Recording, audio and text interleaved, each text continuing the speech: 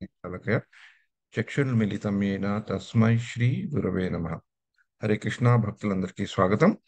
మనం భగవద్గీత 2వ అధ్యాయం యొక్క పారాయణం అనండి, పఠనం అనండి, చదువుకోవడం అనండి, స్వాధ్యాయం అనండి, అవి అన్ని కలుపుకొని మనం 2వ అధ్యాయం ఇప్పుడు చదువుకుంటున్నాం. అయితే కిందటి వారం మనం 2వ అధ్యాయంలో 14వ శ్లోకాన్ని చదువుకున్నాం. ఆ 14వ శ్లోకంలో కొంచెం సుదీర్ఘంగానే మనం ఆ, దాని గురించి చర్చించుకున్నాం. ముఖ్యమైన శ్లోకంలో ఒకటి అదొకటి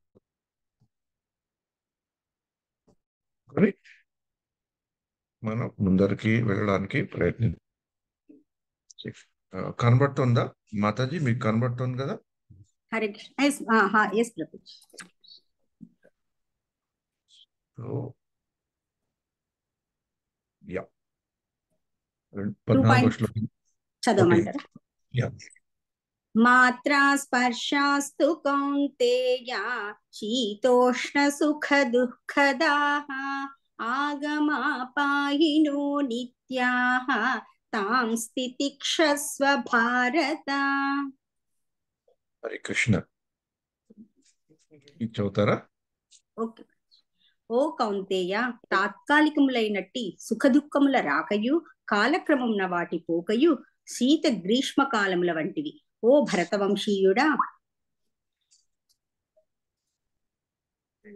హరే కృష్ణ. యా, ఇంద్రియానుభవము వలన కలుగు అటువంటి ద్వంద్వములను కలతనొందక సహించుట మనుజుడు నేర్వవలెను. హరే కృష్ణ. సో ఈ శ్లోకంలో కృష్ణుడు అర్జునుడికి ఒక మహత్తరమైన గుణపాఠం చెప్పారు. ఏమిటంటే, మన విద్యుత్ ధర్మాలను మనం నిర్వహిస్తున్నప్పుడు తాత్కాలికంగా సుఖాలు దుఃఖాలు కూడా వస్తాయి, కానీ కాలక్రమాన వాటి పోక కూడా చూస్తాం మనం. అందుకనే మనం వాటి నుంచి అంత ప్రభావితం కాకుండా మనం బాగా నేర్చుకోవాల్సింది ఏంటంటే సహించుట, తితీక్షత. అది ఆ సహించుకోవడం అనేది నేర్చుకుంటే ఆ సహించుకునే శక్తి మనకి కావాలి అని భగవంతుణ్ణి మనం ప్రార్థించిన రోజు మనకు సుఖాలు కావాలా, దుఃఖాలు ఉండకూడదా అనే విషయాన్ని మనం స్లోగా పక్కకు పెడతాం. ఎందుకంటే అవి ఎలాగో వస్తాయి. మనం ఎంత లేదనుకున్నా కూడా దుఃఖాలు రాకపోయినా, అన్ని మనం మంచి పనులు చేసినా సుఖాలు వస్తాయి.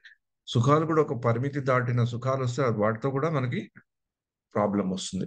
సో సుఖం ఉన్న చోట దుఃఖం ఉంటుంది, దుఃఖంతో పాటు దుఃఖం అయ్యాక వచ్చేది సుఖం. అందుకనే వాటిని మీద మన మనస్సుని కేంద్రీకరించకుండా మనం కేంద్రీకరించాల్సింది ఆ యొక్క తితీక్షత, అంటే సహించుట. అంటే అర్జునుడికి కూడా ఇప్పుడు బాధ కలుగుతోంది కదా అతని విద్యుత్ ధర్మాన్ని పాటించడానికి. అందుకని ఆ బాధను నువ్వు పక్కన పెట్టి ఆ సహించుకునే శక్తి తీసుకొని నువ్వు దాంతో ముందరికి వెళ్ళు అని ఇక్కడ చెప్తున్నాను అనమాట. అంటే ఇక్కడ ఒక ఏం చెయ్యాలో మనకి 2వ అధ్యాయంలో 14వ శ్లోకంలో చెప్తారనమాట.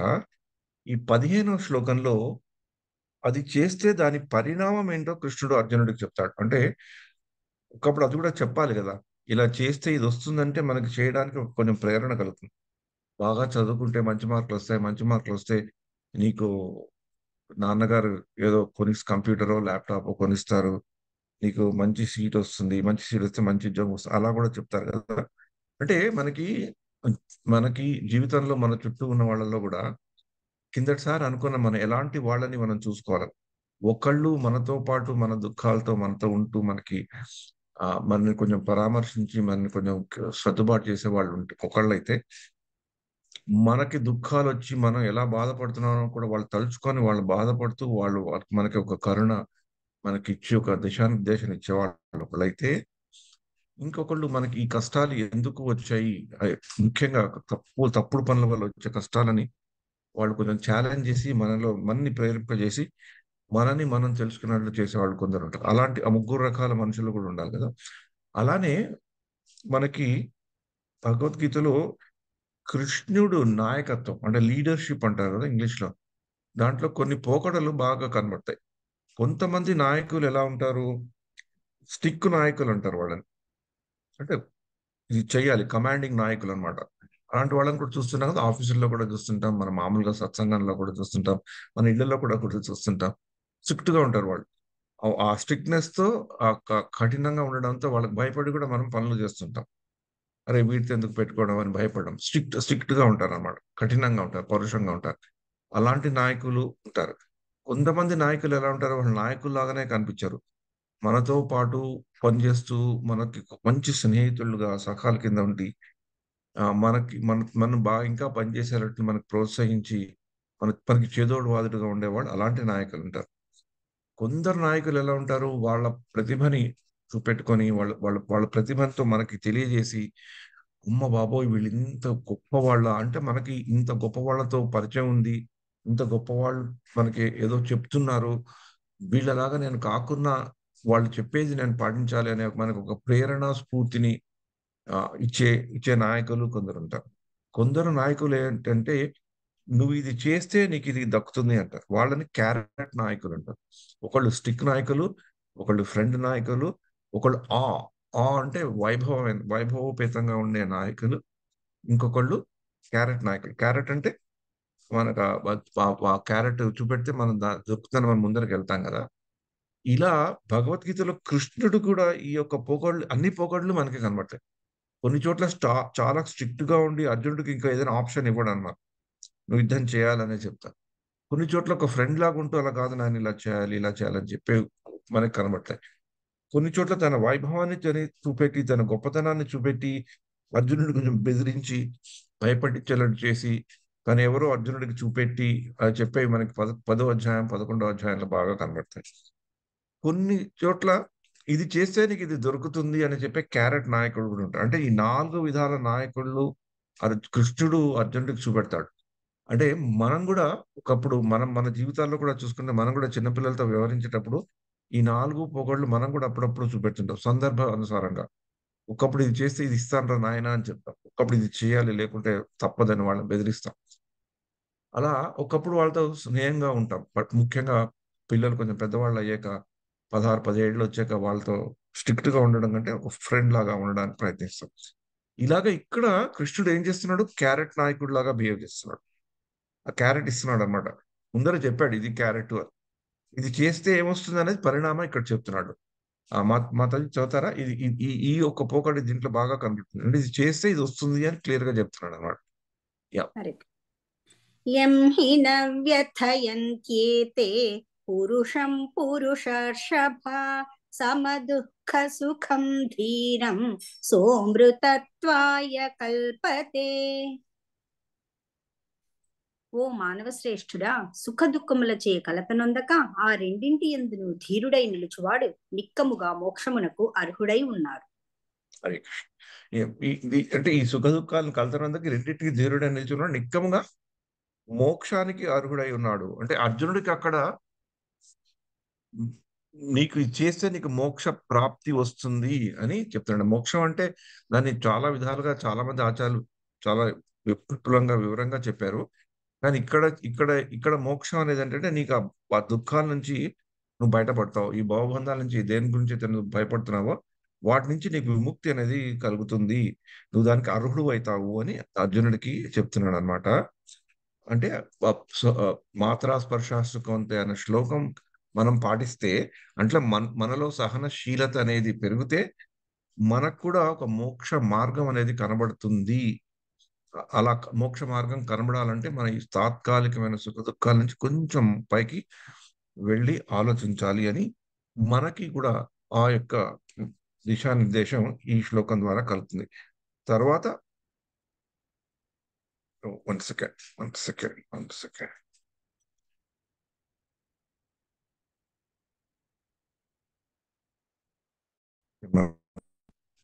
భగవద్గీత యా, 16వ శ్లోకం కొందాం. యా.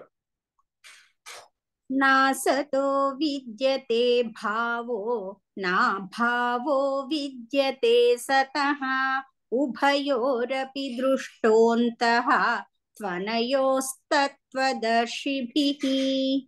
అసత్తునకు ఉనికి లేదనియు మరియు నిత్యమైన దానికి మార్పు లేదనియు సత్యద్రష్టులైన వారు నిర్ణయించి ఉన్నారు.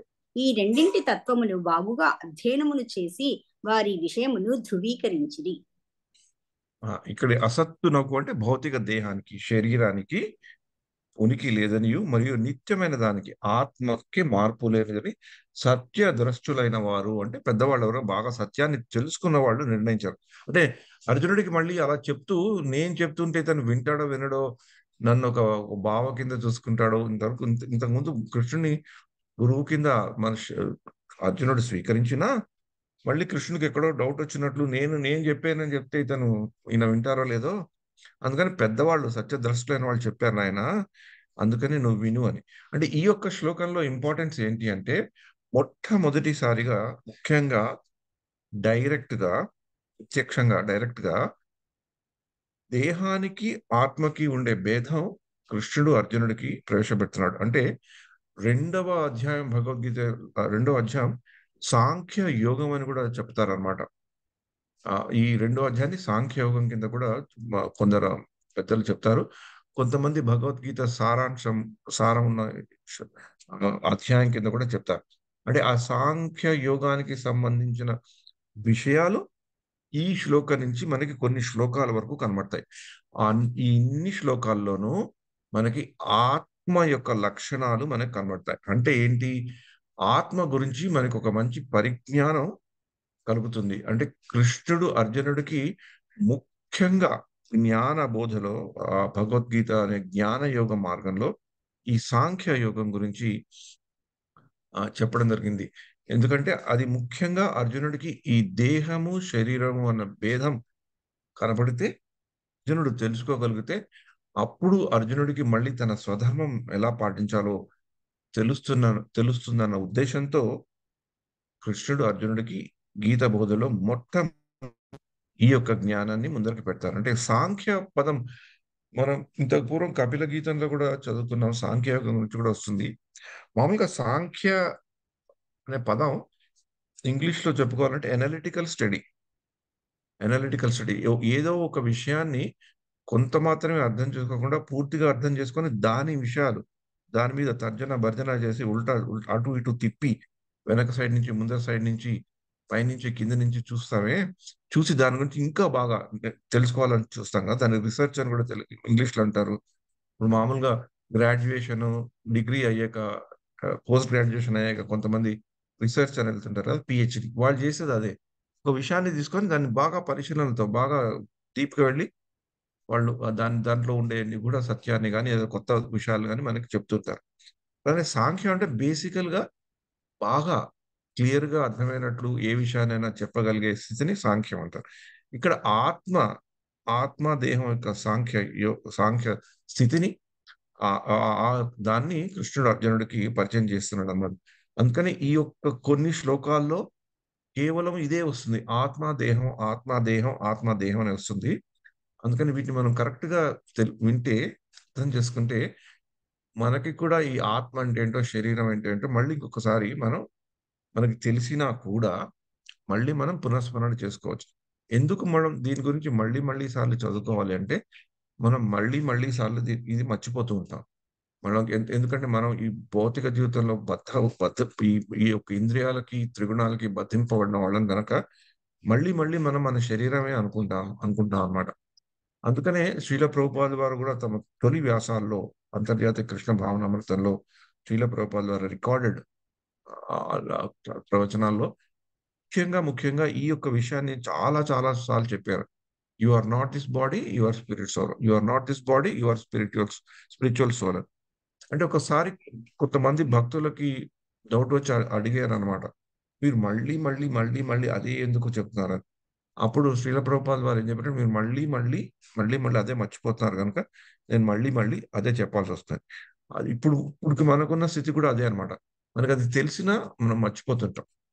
అలా మర్చిపోతుంటాం కనుకనే మళ్ళీ మనకి ఈ బాధలు, తాపత్రయాలు కూడా వస్తుంటాయి. మనకి కనబడే మోక్ష ద్వారం మళ్ళీ మూసుకోబోతుంటుంది అన్నమాట. అందుకని ఈ వచ్చే శ్లోకాల్లో మళ్ళీ ఒకసారి మనం కొంచెం ఏకాగ్రతతో కృష్ణుడు అర్జునుడికి ఆత్మ యొక్క గుణగణాలని, ఆత్మ యొక్క లక్షణాలని ఎలా వివరిస్తున్నాడో మనం తెలుసుకుందాం. అంటే అది తెలుసుకున్నాక మనం చర్చించుకోవాల్సింది ఏంటంటే, ఇది తెలుసుకున్నాక నాలో ఎలాంటి పరివర్తన కలగాలి అనే దాని మీద మనం చర్చించుకుందాం. మొదట ఆ లక్షణం శ్లోకాల వేగంగా మనం చదువుకుందాం. ఎస్ మాత. అవినాశి తు తద్విద్ధి ఏన సర్వమిదం తతం వినాశమవ్యయస్యాస్య న కశ్చిత్ కర్తుమర్హతి. శరీరమందంతటను వ్యాపించి ఉన్న ఆత్మ నశింపులేనటువంటిదని నీవు తెలుసుకొను. అట్టి అవినాశి అయిన ఆత్మను నశింపచేయుటకు ఎవడునూ సమర్థుడు కాడు. అంటే మొట్టమొదటి ఆత్మ యొక్క లక్షణం ఏంటి?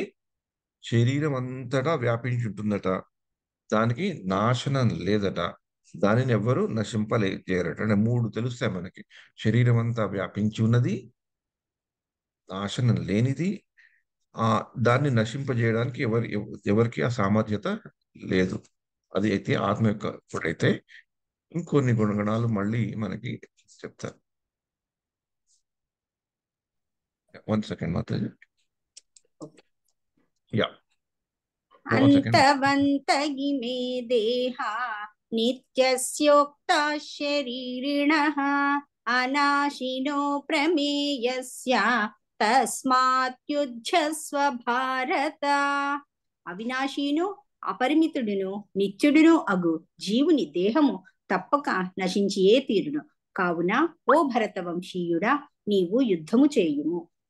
వాళ్ళు ఇవన్నీ చెప్తూ యుద్ధం చేయమని చెప్తుంటారు అన్నమాట. కానీ ఈ శ్లోకంలో ముఖ్యమైన మనం గమనించవలసింది ఏంటంటే, కిందటి శ్లోకంలో కూడా చెప్పారు అవినాశి అని. నశింప చేయలేనిది ఆత్మ అని. అపరిమితుడు, నిత్యుడు అంటే దానికి ఒక లిమిట్ అంటూ ఉండదు. నిత్యుడు, నిరంతరంగా ఉండే అగు.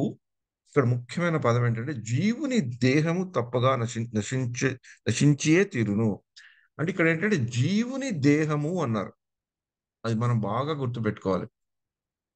కృష్ణుడు అర్జునుడికి ఏం చెప్పాడు? జీవుని దేహము అని అన్నాడు. అర్థం ఏంటి? దేహం ఒకటి, దాంట్లో ఉండే జీవుడు ఒకటి, అంతే కదా.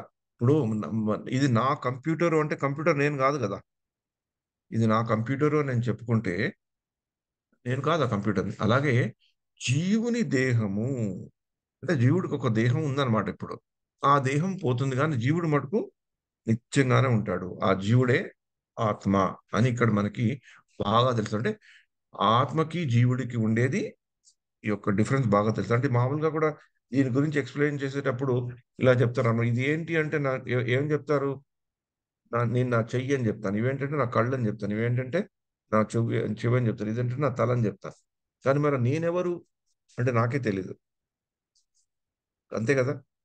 అలాగా మనం ఎవరో మనకు తెలియకుండా మన శరీరంతో మనం జతపరుచుకుంటుంటాం అనమాట.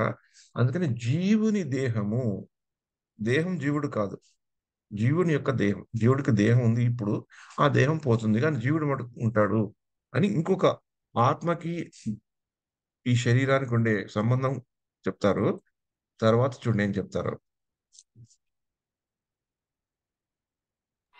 యయేనం వేత్తి హంతారం యశ్చైనం మన్యతే హతం ఉభౌ తౌ న విజానీతో నాయం హంతి న హన్యతే. జీవుడు చంపువాడని తలచువాడు కాని చంపబడువాడని భావించువాడు కాని జ్ఞానవంతులు కారు. ఏలైనా ఆత్మ చంపదు మరియు చంపబడదు. ఇక్కడ జీవుడు అనే పదాన్ని మనకి ఆత్మతో పోల్చారనమాట. మామూలుగా మనం జీవుడు అంటే శరీర ధారణలో ఉండే ఆ శరీరాన్ని జీవుడు అనుకుంటాం, కానీ శరీరంలో ఉండే ఆత్మ యాక్చువల్లీ జీవుడు. దాన్ని చంపలేరు, చంపబడదు అని కూడా మళ్ళీ ఆత్మ యొక్క లక్షణాన్ని ఇక్కడ చెప్తున్నారనమాట. దాని తర్వాత యా సారీ ఇంకా ఆత్మ గురించి చెప్తారు. హరే కృష్ణ. న జాయతే మ్రియతే వా కదాచిన్ నాయం భూత్వా భవితా వా న భూయః అజో నిత్యః శాశ్వతోऽయం పురాణో న హన్యతే హన్యమానే శరీరే. ఆత్మకు ఎన్నడు కాని జన్మ కాని మృత్యువు కాని లేదు. అది జన్మింపలేదు, జన్మింపదు, జన్మింపబోదు. జన్మరహితమును నిత్యమును శాశ్వతమును పురాతనమును అగు అట్టి ఆత్మ దేహము చంపబడినను చంపబడదు. అంటే అర్జునుడికి ఏం చెప్తున్నాడంటే, నువ్వు చంపుతున్నావు, నువ్వు చంపాలనుకున్న వాళ్ళు యుద్ధంలో అంటే వాళ్ళు కేవలము వాళ్ళ శరీరాన్నే నువ్వు నాశనం చేస్తున్నావు, కానీ వాళ్ళ వాళ్ళ వాళ్ళు అనేది అంటే వాళ్ళ యొక్క జీవం, వాళ్ళ ఆత్మకి నువ్వేమీ చెయ్యలేవు అని చెప్తూ అర్జునుడికి ఈ యొక్క యుద్ధం చేయమనే ప్రేరణ కలిగిస్తున్నాడు. ఎందుకంటే అర్జునుడి ప్రాబ్లం ఏంటి? నేను నేను యుద్ధం చేస్తే వీళ్ళందరూ చచ్చిపోతారు, చనిపోతారు అని కదా. కానీ నువ్వు చంపేది వాళ్ళ శరీరాలనే కానీ వాళ్ళ ఆత్మల్ని కాదు. అందుకని నీ స్వధర్మం ఇక్కడ యుద్ధం చేయవలసి ఉంది గనుక, నీ విద్యుత్ ధర్మం ఇక్కడ యుద్ధం చేయాలి గనుక, నువ్వు క్షత్రియుడు గనుక, యుద్ధరంగంకి వచ్చేవి గనుక, అన్ని మార్గాలు చూసాక, అన్ని మార్గాలు ఫెయిల్ అయ్యాక ఇంకా యుద్ధం అనివార్యమైంది గనక, ఈ భూమి మీద ఉండే భారాన్ని తగ్గించవలసిన బాధ్యత నీకు ఉంది, నాకు ఉంది కనుక ఈ యుద్ధం చేయక తప్పదు. ఈ యుద్ధ తర్వాత కూడా మనకు తెలిసింది, యుద్ధంలో ఈ యొక్క శరీరాలను నశింపజేస్తే ఆ ఆత్మలకు ఇంకా మంచి విముక్తి కలిగి ఇంకో మంచి దేహం దొరికే అవకాశం నువ్వు కల్పిస్తున్నావు. అందుకని నువ్వు బాధపడవలసిన అవసరం లేదు అని అర్జునుడికి తన విద్యుత్ ధర్మాన్ని ఇక్కడ కృష్ణుడు బోధిస్తున్నాడు అన్నమాట.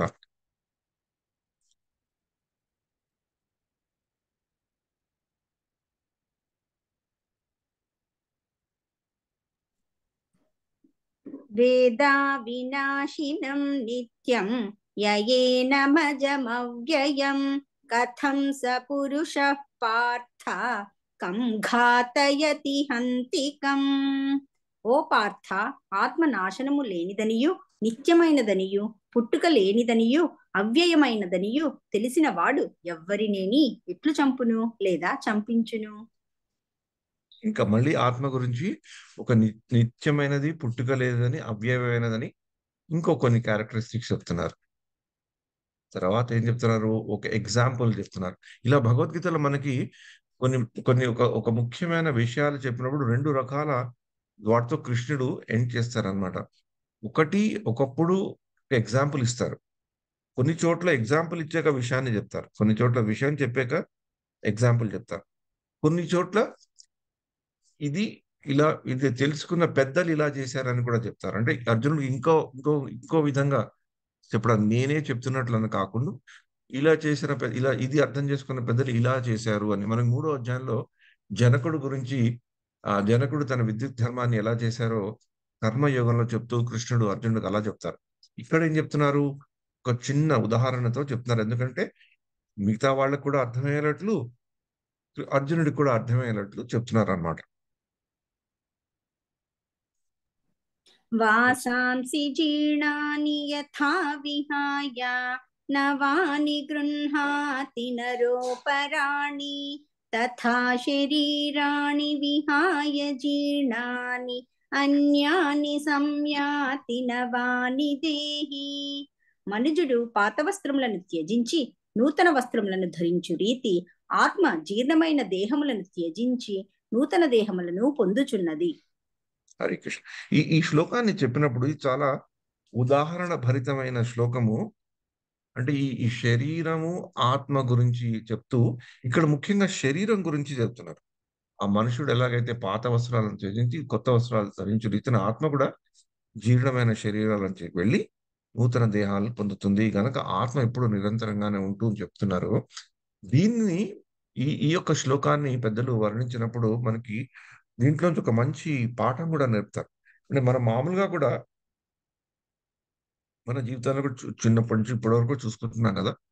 మనకి ఎప్పుడైనా బట్టలు సరిపోకుండా ఉండడము, బట్టలు పాతగైనప్పుడు, లేకపోతే మనకి ఎప్పుడైనా పండగలప్పుడు కొత్త బట్టలు కట్టుకోవడమో, కొనుక్కోవడమో, ఇంకేదైనా శుభకార్యాల్లో మనకి ఎవరైనా కొత్త బట్టలు పెట్టడమో, ఇవన్నీ జరుగుతూనే ఉంటాయి కదా. అంటే కొత్త బట్టలు అంటూ మన జీవితాల్లో వస్తూనే ఉంటాయి, పాత బట్టలు మన జీవితాల నుంచి పోతూనే ఉంటాయి కదా. ఆ, జీర్ణావస్థలో ఉన్న బట్టలు. అయితే ఈ యొక్క ఉదాహరణని తెలుసుకున్నప్పుడు మనం ఏం తెలుసుకోవాలి అనుకుంటే, ఈ దేహాన్ని ఒక ఒక వస్త్రం కింద, ఒక బట్ట కింద తీసుకుంటే, ఇప్పుడు నాకున్న బట్టల్లో అన్ని పాతగా అయ్యాయి అనుకోండి, నాకు కొత్త బట్టలు కావాలి, నాకు మంచి బట్టలు కావాలి అని నాకు కోరిక కలిగితే, ఆ కోరిక సఫలీకృతం చేయడానికి నేనేం చేయాలి? నేనేదో ఒక కృషి చేయాలి గదా! కృషి చేయడమో, నాకెవరి కరుణ వల్ల ఏదైనా వస్తేనే గదా నాకు ఆ కొత్త బట్టలనేవి వస్తాయి. ఇంకోళ్ళ ద్వారా వచ్చే కరుణని పక్కన పెడితే, నాకు కొత్త బట్టలు కొనుక్కునే యోగ్యత కావాలంటే నేను కొంచెం శ్రమించాలి. అలాగే మనకి వచ్చే జీవితం, మన జీవితం కూడా బాగుండాలి అంటే, ఇప్పుడున్న బట్టలతో, ఇప్పుడున్న ఈ శరీరంతో మనం చేయవలసింది చేస్తే, మనకి వచ్చే బట్టలు, వచ్చే కొత్త బట్టలనుకోండి, అవి ఇంకా మంచి బట్టల కింద వస్తాయి. అంటే అక్కడ బట్టలు అంటే దేహం. ఈ పాత బట్టలను వదిలి కొత్త బట్టల్ని ఎలా ఇంకొక బట్టల్ని ఆత్మ ఎలా తీసుకుంటుందో, అలా మంచి బట్టల్ని అంటే మంచి దేహాల్లో మనం మన ఆత్మ వెళ్ళాలి అంటే, మనకు అలాంటి దేహం కలగాలి అంటే, అలాంటి కలిగిన దేహంలో మంచి ఒక ఆత్మ రావాలి అనుకుంటే, మన ఈ దేహంలో ఈ ఆత్మ ఉన్నంత వరకు, జీవితం ఉన్నంత వరకు, జీవం ఉన్నంత వరకు మనం చేయవలసింది చేస్తే మనకు వచ్చేది మంచిగా వస్తుంది అని కూడా పెద్దలు ఈ ఉదాహరణ నుంచి చెప్తారన్నమాట. ఎప్పుడైతే సరిగ్గా చూసుకోకుండా, ఈ దేహాన్ని కూడా సరిగ్గా చూసుకోకుండా, ఈ దేహాన్ని సరిగ్గా దాన్ని ఈ యొక్క కామవాసనలతో బంధించేసి, వాటితో వాటి భయాందోళనలతోనే ఉంటూ, ఇంద్రియ నిగ్రహం లేకుండా మనం చేసే పనులు. ఇప్పుడు నేను మీతో చెప్తానంటే నేను నాతో నేను చెప్పుకుంటున్నాను అన్నమాట. అలా నేను చేసే పనులు, ఇంద్రియ నిగ్రహం లేకుండా కొన్ని తప్పుడు పనులు చేయడం, అలా మనం చేస్తుంటాం గనక మనకి వచ్చే జన్మ ఎలా ఉంటుందో మనకి నిర్ణయించుకునే శక్తి, కొంచెం ఆ ఫ్రీడమ్ అనేది, ఆ స్వతంత్రం అనేది భగవంతుడు ఇచ్చినా దాన్ని సరిగ్గా సద్వినియోగం చేసుకోవట్లేదనే చెప్పాలి. అందుకనే అంతర్జాతీయ కృష్ణ భావనామృతంలో శ్రీల ప్రభుపాద్ వారు కొన్ని నియమాలు, నిబంధనలు ఎందుకు పెట్టారంటే, అలా పెట్టడం వల్ల మనకి ఈ జన్మ కంటే, ఈ దేహం కంటే కూడా వచ్చే దేహం ఇంకా మంచిగా ఉంటుంది. అంటే దేహం మంచిగా ఉంటుందంటే మన జీవిత స్థితి ఇంకా మంచిగా ఉండి, ఇంకా మన భక్తిలో ముందరికి జరిగేటట్టు దోహదకారి అయితుందనమాట. అందుకనే దీనికి అవ్వడానికి ఈ పెద్దలు ఏం చెప్తారంటే, ఆహ్, ఆహ్, నిన్న మాకు గౌరంగ్ దర్శన్ ప్రభు భక్తి వైభవ్ క్లాస్‌లో ఒకటి మాట చెప్పారు. నాకు నచ్చింది నాకు. అది మీకు చెప్తాను. మనం ఎప్పుడు 3 బీస్ 3 బీలను దగ్గర పెట్టుకోవాలట. ఒకటి ఏంటి? బి అంటే భక్త. అంటే భక్తుల యొక్క సాంగత్యం. భక్త. ఇంకోటి భక్తి. ఆ భక్తులతో వస్తుంది మనకి. భక్తి అంటే ఏంటో తెలుస్తుంది. ఆ భక్తితో వచ్చేది జ్ఞానము వగైరా వగైరా అవన్నీ తెలుస్తుంది. భక్త, భక్తి, భాగవతం. భాగవతం గాని, భగవద్గీత గాని. ఈ 3 మన జోబులో, మన మనస్సులో పెట్టుకుంటే, మనం ఆచరిస్తే తప్పకుండా మనకొచ్చే దేహం, ఆత్మ ఈ దేహాన్ని విసర్జించి ఆత్మ ఇంకో చోటుకి వెళ్ళినప్పుడు తప్పకుండా తన గమ్యం ఇంకొక మంచి స్థితిలో ఉండేటట్లు మనల్ని తీసుకెళ్తుంది. అది మనం గుర్తుపెట్టుకుంటే, దాని మీద నమ్మకం ఉంటే, దాన్ని నమ్మితే, ఈ యొక్క శరీరం యొక్క అనిత్యతని మనం తెలుసుకొని, ఆత్మ యొక్క నిత్యతని తెలుసుకుంటే, మనకి ఆత్మ జ్ఞానం అనేది కొంచెం కొంచెం వస్తుంటుంది. కానీ మనం ఇంత చెప్పుకున్నా గూడా, ఇదెందుకో విచిత్రమైన జ్ఞానం. ఇవన్నీ ఎన్ని సార్లు చదువుకున్నా, ఎన్ని సార్లు తెలుసుకున్నా మళ్ళీ మనం మర్చిపోతుంటాం. మర్చిపోయి మళ్ళీ కుక్క తోక వంకర అంటారు గదా! అలానే అయితుంటుంది గనక, ఇది మళ్ళీ కూడా మనం గుర్తుపెట్టుకుంటూ ఉండాలి. ఇది మన శరీరం కాదు. మనం ఆత్మలము. మన ప్రస్థానం, మన జీవితంలో ఉండే ప్రస్థానం వేరు. ఈ కేవలము ఇప్పుడు భౌతికవాదుల్లాగా ఆలోచించకుండా, ఈ జ్ఞానపరంగా ఆలోచిస్తే, ఈ సాంఖ్య యోగాన్ని మన మనసులో పెట్టుకోగలిగితే, ఎక్కడో ఒక్కడ మనకి కలిగే ఆ వైరాగ్య స్థితి, ఆ వైరాగ్య స్థితి తద్వారా మనకి భగవంతుణ్ణి దర్శించాలనే కోరిక మనలో ఇంకా పెరుగుతుందని పెద్దలు చెప్పారు. అందుకని ఈ ఆత్మ జ్ఞానానికి అంత ఇంపార్టెన్స్ ఉంది. ఆత్మ జ్ఞానం అర్జునుడికి భగవంతుడు ఎందుకు చెప్తున్నాడు? ఇది చెప్పాక అతన్ని యుద్ధం చేయమని ప్రేరేపిస్తున్నాడు. మనకి మన జీవితాల్లో మనం ఎలా సరిదిద్దుకోవాలని మనం దాన్ని చూసుకోవాలి. అది ఇక్కడ ఉన్న ముఖ్యమైన విషయం. యాహ్! ఇంకా కొన్ని విషయాలు తెలుసుకుందాం ఆత్మ గురించి. ఆత్మ అదే అది ఎత్తి తప్పుంది మాది. ఆత్మ ఎట్టి యాహ్! శ్లోకం చదువు. నైనం ఛిందంతి శస్త్రాణి నైనం దహతి పావకః न चैनं क्लेदयन्त्यापो न శోషయతి మారుతః. ఆత్మ ఎట్టి ఆయుధముల చేతను ఛేదింపబడదు, అగ్నిచే దహింపబడదు, నీటిచే తడుపబడదు, వాయువుచే శోషింపబడదు. అంటే ఇక్కడ ఆత్మ యొక్క లక్షణాలు ఇంకా చెప్తున్నారు. అంటే దీనితో మనం మన శరీరాన్ని ఇక్కడ ఆత్మని తీసేసి మనం శరీరము అనే వాక్యం పెట్టుకుంటే అన్ని సాగుతాయి. ఆయుధాలతో ఛేదింపబడుతుంది, అగ్నిచే దహింపబడుతుంది, నీచే తడబడుతుంది, వాయుచే శోషింపబడుతుంది. అంటే ఆత్మ కంప్లీట్లీ ఆపోజిట్ అన్నమాట శరీరానికి అని మనం తెలుసుకోగలిగితే, మన శరీరం ఒకటైతే మనలో ఉండే ఆత్మ దానికి కంప్లీట్ గా ఆపోజిట్. అందుకనే మనకి చాలా కన్ఫ్యూజన్ గా ఉంటుంది, మనం మర్చిపోతుంటాం ఏది ఏదో. అంటే దీనికి ఇంకో కారణం కూడా ఏంటంటే, ఈ జ్ఞానాన్ని పూర్తిగా మనం మన మనసులో పెట్టేసుకున్నాం అనుకోండి, మనం మన శరీరం కాదు, మనం కేవలం ఆత్మలనే అలా కూడా ఉండలేము. ఈ విచిత్ర పరిస్థితి ఏంటంటే, ఈ భూ ప్రపంచంలో ఈ ఇక్కడ మనం ఈ భౌతిక జగత్తులో ఉండాలి అంటే ఎక్కడో ఒక్కడ మనం ఈ శరీరం అని కూడా మనం తెలుసుకోవాలి. ఎందుకంటే మనం తెలుసుకోకున్నా ఇంకొకళ్ళు మనం తెలుసుకున్నట్లు గుర్తు చేస్తారు, ఇంకోళ్ళు మనం తెలుసుకునేటట్టు ఫోర్స్ చేస్తారు. మనం ఇంకా అత్యవసరంగా మనం గుర్తు పెట్టుకోవాల్సి వస్తుంది. ఎలాగైతే మన ఎవరైనా అడిగారు అనుకోండి, నేను ఎక్కడికైనా వెళ్ళాను అనుకోండి, ఫోన్ కనెక్షన్కో, రేషన్ కార్డుకో, బ్యాంక్ అకౌంట్ ఓపెన్ చేయడానికో వాళ్ళు అడుగుతారు కదా మీరు ఎవరని. అప్పుడు వాళ్ళ దగ్గరికి వెళ్ళి నేను ఈ శరీరాన్ని కాదు, నేను ఆత్మని చెప్పలేను కదా నేను. నా ఆధార్ కార్డు ఏదో ఇవ్వాలి. నా ఆధార్ కార్డు ఇస్తే అర్థం ఏంటి? నా యొక్క పేరు, ఫోటోగ్రాఫ్, నా అడ్రస్ అని అన్ని పేరు నిత్యం కావు. ఫోటోగ్రాఫ్ లో ఉన్న ఫోటో ఒకప్పుడులా ఉంటుంది, ఇంకొకప్పుడు ఇంకోలాగా ఉంటుంది. అది నిత్యం కాదు. ఆ అడ్రస్ అసలు నిత్యం కాదు. కానీ అనిత్యాలైన వాటితో నేను ఇదని నేను చెప్పుకుంటున్నాను, ఆ పరిస్థితి ఉంటుందన్నమాట. అలా చెప్పుకోలేకుండా ఉండలేము. ఒకప్పుడు ఎయిర్పోర్ట్కి వెళ్తే పాస్పోర్ట్ అడుగుతారు, బడికి వెళ్తే ఇంకేదో అడుగుతారు, బ్యాంక్కి వెళ్తే ఆధార్ కార్డు అడుగుతారు.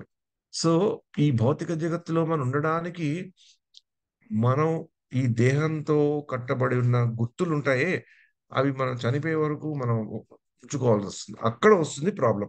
మరి అలా గుర్తుంచుకొని అలా వ్యవహరించవలసి వచ్చినప్పుడు మరి మన శరీరానికి ఆత్మకు ఉండే భేదం ఎలా తెలుస్తుంది? భేదం ఎలా తెలుసుకోవాలి? అంటే భగవద్గీతతో పరిచయం లేని వాళ్ళు అసలు వాళ్ళకి అలా అలా భేదం వాళ్ళకు ఉందని కూడా తెలియదు. వాళ్ళ జీవితం అంతా ఈ శరీరమే అనుకుంటారు. అందుకని వాళ్ళు చక్కగా తమని ఈ శరీరం కింద ఊహించుకొని వాళ్ళ నడవడిక సాగిస్తుంటారు. అందుకనే వాళ్ళకి భక్తి అనే మార్గం కనబడదు, మోక్షం అనే మార్గం అసలు కనబడదు. అది భగవద్గీతతో పరిచయం ఉన్న వాళ్ళు ఇది తెలుసుకుంటారు, కానీ తెలుసుకున్నా కూడా పాటించలేకపోతారు. అది కూడా ఒక బాధే. అరే తెలుసుకున్నా కూడా ఈ అనిత్యమైన శరీరం కొరకు అనిత్యమైన శరీరంతో ఎందుకు నేను సంబంధం పెట్టుకుంటున్నాను అంటే అదొక బాధ. అందుకని పెద్దలు ఏం చెప్పారంటే, మనం ఈ భౌతిక జగత్తులో ఉన్నంత వరకు మనకి రెండు రకాలైన ఉపాధులని మనం మనసులో పెట్టుకోవాలి. ఉపాధి అనండి, దాన్ని ఇంగ్లీష్ లో చెప్పుకోవాలంటే ఐడెంటిటీ. మనకుండే నిర్వచనం, మనకి మనకు మన మన తరఫున ఉండే జ్ఞప్తి. ఒకటి భౌతిక పరమైన ఐడెంటిటీ, మెటీరియల్ ఐడెంటిటీ ఒకటి, స్పిరిచువల్ ఐడెంటిటీ ఒకటి, ఆధ్యాత్మికమైన ఐడెంటిటీ, గుర్తు. భౌతికమైన గుర్తు, ఆధ్యాత్మికమైన గుర్తు.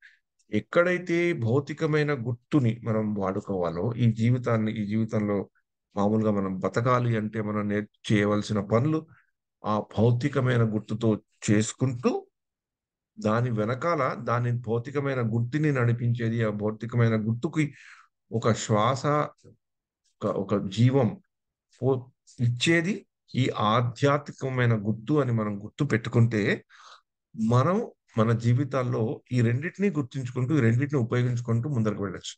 లేకపోతే మొదటిది పూర్తిగా తెలియలేకపోవడం, అది పూర్తి అజ్ఞానం.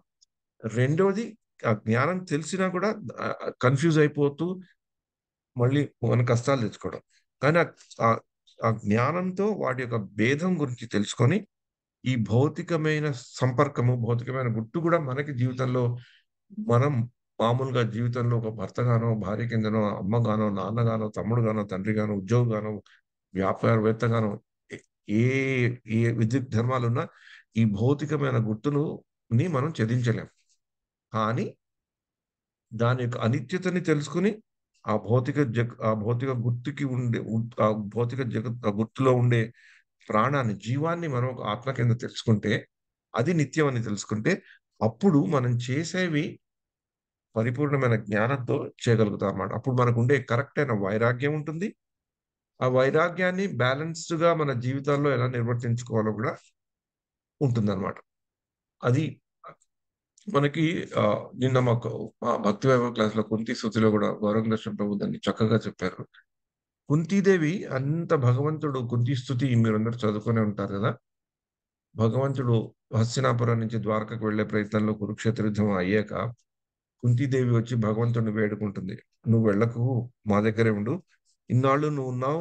నువ్వుంటే మాకు ఎన్నో కష్టాల నుంచి మమ్మల్ని కాపాడావు. నువ్వు వెళ్ళిపోతే మాకెలా మమ్మల్ని ఆదుకునే వాళ్ళెవరున్నారు? నువ్వు వెళ్ళకు" అని ప్రార్థిస్తూ, ప్రార్థిస్తూ ఆఖరి శ్లోకం "త్వయి అనన్యవేష్య పతిర్మధుపతే అసకృత్ ప్రతిముద్ధవతార్థాత్ గంగో వైకం ఉదన్వతి" అని కుంతీదేవి మాట్లాడుతదన్నమాట. అంటే అంతవరకు భగవంతుడిని వేడుకొని, వేడుకొని "నువ్వు మా దగ్గరే ఉండు. నువ్వు పాండవులకు ఇంత సేవ చేసావు. పాండవులను ఇంత రక్షించావు. ఉత్తరను రక్షించావు. నన్ను రక్షించావు. ద్రౌపదిని రక్షించావు. ఎంతో మందిని రక్షించావు." అన్నీ చెప్తూ, చెప్తూ సడెన్‌గా ఆవిడ ఏమంటుందంటే, "నన్ను ఈ భవబంధాల నుంచి మొత్తం తీసేసేయి. తీసేసి నాకు త్వయిమే అనన్య విషయం అన్ని విషయాల నుంచి, అన్ని విషయ వంచన నుంచి నన్ను తొలగించేసేయి. ఈ శారీరకమైన బంధాల నుంచి నన్ను తొలగించేసేసేయి. నిన్నే నేనెప్పుడూ గుర్తుపెట్టుకునేటట్లు చెయ్యమని" వేడుకుంటుంది. అంటే మరి అంతగా ప్రార్థించి, అంతగా గుర్తుపెట్టుకున్న కుంతీదేవి సడెన్‌గా ఎందుకు అలా చెప్పింది అంటే, అంటే ఆవిడేంటి సంసార విషయాల నుంచి, ఈ సంసారాన్ని అంతా ఆ బంధాలన్నిటిని తెగించుకొని వెళ్ళిపోవాలంటుందా? ఇప్పుడు వీళ్ళింక నాకు వీళ్ళు కొడుకులు గాదు, వీళ్ళు మనవలు గాదు, ఉత్తర ఇది గాదు, ద్రౌపది ఇది గాదు, వీళ్ళంతా వేస్ట్ నాకు, నువ్వే కావాలి అలా అంటోందా? లేక ఇంకేదైనా చెప్తోందా? ఆ శ్లోకంలో ఉండే మర్మం ఏంటి? దాన్ని ఆచార్యులు మనకెలా చెప్పారంటే, ఇప్పుడు మనం చదువుకునే టాపిక్ చాలా క్లోజ్ విషయం. ఆవిడ ఏం చెప్తోందంటే, నాకు ఈ శారీరకమైన భవబంధాల నుంచి నన్ను తొలగించి, వాళ్ళతో నాకు ఆత్మ బంధాన్ని కల్పించు అంటోంది. అంటే మనం గూడా మన చుట్టూ ఉన్న వాళ్ళ దగ్గర కూడా మనకు శారీరకమైన బాంధవ్యం ఉండాలి గదా! ఆ బాంధవ్యం ఉంటేనే ఆప్యాయత ఉంటుంది గదా! ఆ ఆప్యాయత ఉంటేనే మనం నడుచుకోగలుగుతాం. ఇంట్లో ఉండి అందరు నాకెవరు అక్కర్లేదు. వీళ్ళు మీరంతా వేస్ట్. అన్నిటిని నేను తెగించుకొని వెళ్ళిపోవాలనుకుంటే కుదరదు గదా! అది అది తెలుసుకొని ఎలా మనం మంచిగా పాటించగలుగుతాం అంటే, ఎప్పుడైతే ఈ శరీరము, ఆత్మ అనే స్థితులను మనం తెలుసుకుంటామో, మనకి ఆ శారీరకమైన ఆ భవబంధాల నుంచి మనం ఫ్యామిలీలో ఉంటూ గూడా, ఆ శారీరకమైన భగబంధాలు కొంచెం దూరంగా పెట్టుకొని, మన చుట్టూ ఉండే వాళ్ళతో ఆత్మ సంబంధం పెంచుకోవాలి. అంటే ఆత్మ సంబంధం పెంచుకోవాలి అంటే ఏంటి అంటే, ఆత్మ అంటే ఎవరు? భగవంతుడి యొక్క అంశ పరమాత్మ. జీవం ఉన్న నిత్యమైన పరమాత్మ. అంటే ఎప్పుడైతే మన చుట్టూ ఉండేవాళ్ళు చుట్టూ ఉండి, మనకి బంధువుల్లాగా, మనకి స్నేహితుల్లాగా కనబడే వాళ్ళలో, మన శారీరకమైన బంధం కొంచెం పక్కన పెట్టి, వాళ్ళతో ఆత్మ బంధాన్ని మనం పెంపొందించగలిగితే, మనం ఈ ఆత్మ, శరీరాన్ని బాగా తెలుసుకునే వాళ్ళమైతాం. అందుకని కుంతీదేవి గూడా అదే చెప్పింది. నేను శారీరకంగా వీళ్ళని చూడకూడదు. పాండవులను చూసినప్పుడు, పాండవులు నా పుత్రులని నేను చూడకూడదు. పాండవులు నీ యొక్క భక్తులని చూడాలి.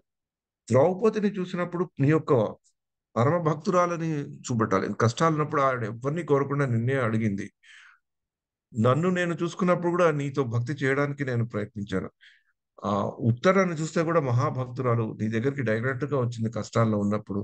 ఎవరిని నేను చూసుకున్నా, నా చుట్టూ వాళ్ళని ఎవరిని చూసుకున్నా, నీతో సంబంధం ఉండేటట్లు ఆ ఆత్మ ఎందుకంటే నువ్వు పరమాత్మ కింద వాళ్ళలో ఉన్నావు గనక, ఆ సంబంధ రీతిలో, ఆ సంబంధ గుర్తుగా నేను వీళ్ళందరినీ చూసుకోగలిగితే, నాకు స్వయమే అనన్య విషయం. ఈ యొక్క శారీరకమైన బంధాలను మర్చిపోతాను నేను. మర్చిపోయేటట్లు నువ్వు చెయ్యి. నువ్వెప్పుడైతే అలా మర్చిపోయేలాంటి చేస్తావో, నా చుట్టూ ఉన్నవాళ్ళు గూడా నీ యొక్క భక్తులులాగా నేను చూడగలుగుతాను. అలా చూడగలగాలి. అలా చూపెట్టే స్థితిని నాకు తీసుకురా. ఆవిడ గంగా నదితో పోల్చింది. ఎలాగైతే గంగా నది పర్వతాల్ని దాటుకుంటూ, అడవులను దాటుకుంటూ ఎన్నో ప అడ్డంకుల్ని దాటుకుంటూ సముద్రంలోకి వెళ్తుందో, అలాగే నన్ను గూడా తీసుకువెళ్ళుంటదనమాట. అందుకనే ఆత్మ జ్ఞానము, ఈ శరీర జ్ఞానాన్ని తెలుసుకోవడం వల్ల మనకి వచ్చే పెద్ద ఉపయోగం అదే. మనం కూడా మన చుట్టూ ఉన్న వాళ్ళతో శారీరకమైన బంధాల కంటే ఒక ఆత్మ బంధువు కింద, అంటే ఇప్పుడు మామూలుగా కూడా ఈ మనకి ఈ మంచి చాలా ఉన్నతమైన ఐడియల్ స్టేట్ లో చెప్తారు, మన బంధువులతో కూడా భార్యతో భర్తతో ఉన్నప్పుడు భార్య భర్తను ఒక భక్తుడి కింద, ఒక భక్తుడిలాగా ఉండాలనుకునే వ్యక్తి కింద, భర్త భార్యను ఒక భక్తుడిలాగా ఉండాలనుకునే వ్యక్తి కింద చూసుకుంటే మనకి ఆత్మ బంధం పెరుగుతుంది, ఆ శారీరకమైన బంధం తగ్గుతుంది. అంటే మరి ఒకప్పుడు కొందరు అనొచ్చు, అయ్యో నేను భక్తుడిలాగా ఉన్నా నా భార్య భక్తురాలు కాదే, భక్తి చేయదే అనుకుంటారు. కొందరు భార్యలు అంటారు, నేను భక్తి చేయాలనుకున్నా నా భర్త నాతో సహకరించట్లేదు అని, అలా కొందరు చెప్తారు. సహకరించినా సహకరించకున్నా వాళ్ళలో కూడా పరమాత్మ ఉన్నాడని తెలుసుకున్నాక వాళ్ళతో మనకు ఉండే బంధం ఆ ఆత్మ బంధం, ఆత్మ లెవెల్, ఆ స్థితిలో ఉండే బంధాన్ని మనం ఏర్పరచుకుంటే వాళ్ళు మనకి ఈ ఈ జగత్తులో ఈ యొక్క సమయంలో ఈ యొక్క పరిస్థితిలో వాళ్ళు మనకి భక్తుల్లాగా కనిపించకపోవచ్చు, మనతో సహకరించకపోవచ్చు, మనకి కూడా కొన్ని కొన్ని అడ్డంకులు కూడా పెడుతూ ఉండొచ్చు. కానీ కానీ వాళ్ళు కూడా నాకు ఏదో ఒకటి చెప్తున్నారు. అంటే నాకు కష్టాలు, అవరోధాలు, ఆటంకాలు వచ్చినా కూడా నేను దాటగలనని చూపెట్టడానికి, నేను చూపెట్టుకోవడానికి, నేను నిరూపించుకోవడానికి భగవంతుడు ఒక పరిస్థితిని ఇక్కడ పెట్టాడు. ఆ పరిస్థితిలోంచి నేను విజయవంతంగా రావాలి. నేను విజయవంతంగా రావాలి అంటే ఆ ఎవరి ద్వారా అయితే నాకు ప్రతికూల పరిస్థితులు ఉన్నాయో వాళ్ళు కూడా ఒక భగవంతుడి అంశలే కనుక నేను వాళ్ళని ఆ సంబంధంతో చూస్తాను గనక నా యొక్క భర్తలాగా శారీరక బంధం ఉన్న దాన్ని తగ్గించి దీనికి నేను ఎక్కువ ఇచ్చేటట్లు నేను చేయగలిగితే, నా జీవితాన్ని నేను అలా సరిదిద్దుకోగలిగితే ఆటోమేటిక్ గా మనకి అలాంటి ప్రతికూల పరిస్థితులు చూసే వాళ్ళు కూడా స్లోగా అనుకూల పరిస్థితులు వస్తారని చాలా మంది దీన్ని అనుభవించి అలాంటి స్థితుల నుంచి విజయవంతులుగా వచ్చిన వాళ్ళ భక్తులని మనం చూస్తుంటాం. ఒక ముఖ్యమైన అడ్వాంటేజ్ ఇస్కాన్ లో ఏంటంటే ఎంతో మంది భక్తులు ఎన్నో రకాలైన అనుభవాలతో ఉంటుంటారు కాబట్టి మనం ఈ ఒక డివోటీ అసోసియేషన్ అనేది మనకు ఒక, ఈ భక్తుల ఒక సాంగత్యం అనేది మనకు ఒక పెద్ద పెద్ద ఆభరణం లాంటిది కనుక మనకి ఎక్కడో ఒక్కడ ఇలాంటి కథలు వినబడుతుంటాయి. అలాంటి స్థితిలోంచి కూడా వచ్చిన వాళ్ళు ఒక్కప్పుడు మరీ విపరీత స్థితులు ఉంటాయి, వాటిని పక్కన పెట్టి ఎక్సెప్షన్ గా అనుకుంటే మామూలుగా వచ్చే ఇళ్లలో వచ్చే ఈ పరిస్థితులని మనం ఎప్పుడైతే మన చుట్టూ వాళ్ళని ఆత్మ బంధంతో చూస్తామో అప్పుడు ఈ యొక్క భగవద్గీత శ్లోకాలు మనకి బాగా అర్థమవుతాయి. అందుకని ఎలా అంటే ఇక్కడ ఇంకొక ఏం చెప్తున్నారు, ఆత్మ ఎట్టి ఆయుధాలు కూడా చేతింపబడదు, అంటే ఆత్మ యొక్క గొప్పతనాన్ని వర్ణిస్తున్నారు. ఇంకా మనం ముందరికి వెళ్తే ఇంకా చెప్తున్నారు ఈ ఆత్మ గురించి. యా अच्छेद्योऽयमदाह्योऽयम् अक्लेद्यो शोष्य एव च नित्यः सर्वगतस्थाणुः अचलोऽयं सनातनः. ఆత్మ ఛేదింపబడినటువంటి మరియు కరుగనటువంటిది, దహింపచేయుటకు కాని శోషింపచేయుటకు కాని అది వీలు కానటువంటిది. అది నిత్యమును, సర్వత్రా వ్యాపితమును, మార్పు రహితమును, అచలమును, సనాతనము అయి ఉన్నది. ఇది ఇంట్రెస్టింగ్ గా చూడండి, ఈ యొక్క సేమ్ ఇదే విషయాన్ని మళ్ళీ మళ్ళీ వేరే విధంగా కృష్ణుడు అర్జునుడికి చెప్పడం చాలా ఇంట్రెస్టింగ్. అంటే అంటే దాని యొక్క ముఖ్యత కూడా మనకు తెలుస్తుంది. ఒకే విషయాన్ని ఇన్ని శ్లోకాల్లో 2-3 శ్లోకాల్లోనే కాకుండా మళ్ళీ రిపీట్ చేస్తున్నారు శ్రీకృష్ణుడు అర్జునుడికి, ఎందుకంటే ఇంకా బాగా తెలియాలని ఆత్మ యొక్క లక్షణాలు. ఇంగ్లీష్ లో ఓకే ఫైన్. అవ్యక్తోయమచింత్యోయం అవికార్యోయముచ్యతే తస్మాదేవం విదిత్వైనం నానుశోచితుమర్హసి. ఆత్మ అవ్యక్తము. తెలుగు బుక్ ఉంది సార్, ఉంది. Very good, thanks. అదే చెప్పొచ్చు, థాంక్స్ సార్. ఆత్మ అవ్యక్తము, అచింత్యము, మార్పు రహితమని చెప్పబడినది. ఈ విషయములు తెలిసిన పిమ్మట దేహమును గూర్చి నీవు చింతింపరాదు.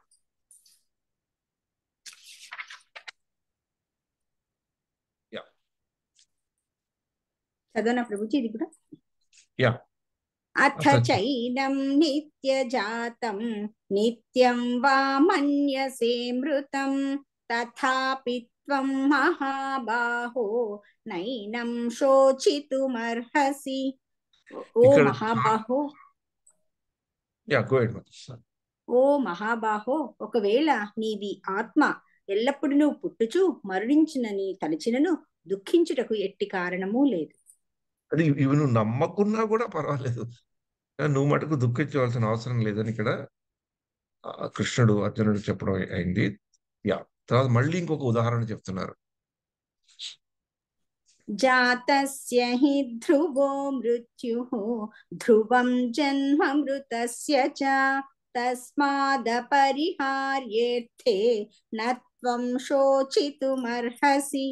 పుట్టిన వారికి మరణము తప్పదు, మరియు మరణము పిదప జన్మము తప్పదు. కావున అనివార్యమైన నీ విద్యుక్త ధర్మ నిర్వహణమునందు నీవు దుఃఖింపరాదు. ఇది మామూలుగా కూడా ఎవరైనా చనిపోయినా కూడా ఇళ్లలో చెప్పుకునే శ్లోకం ఇది.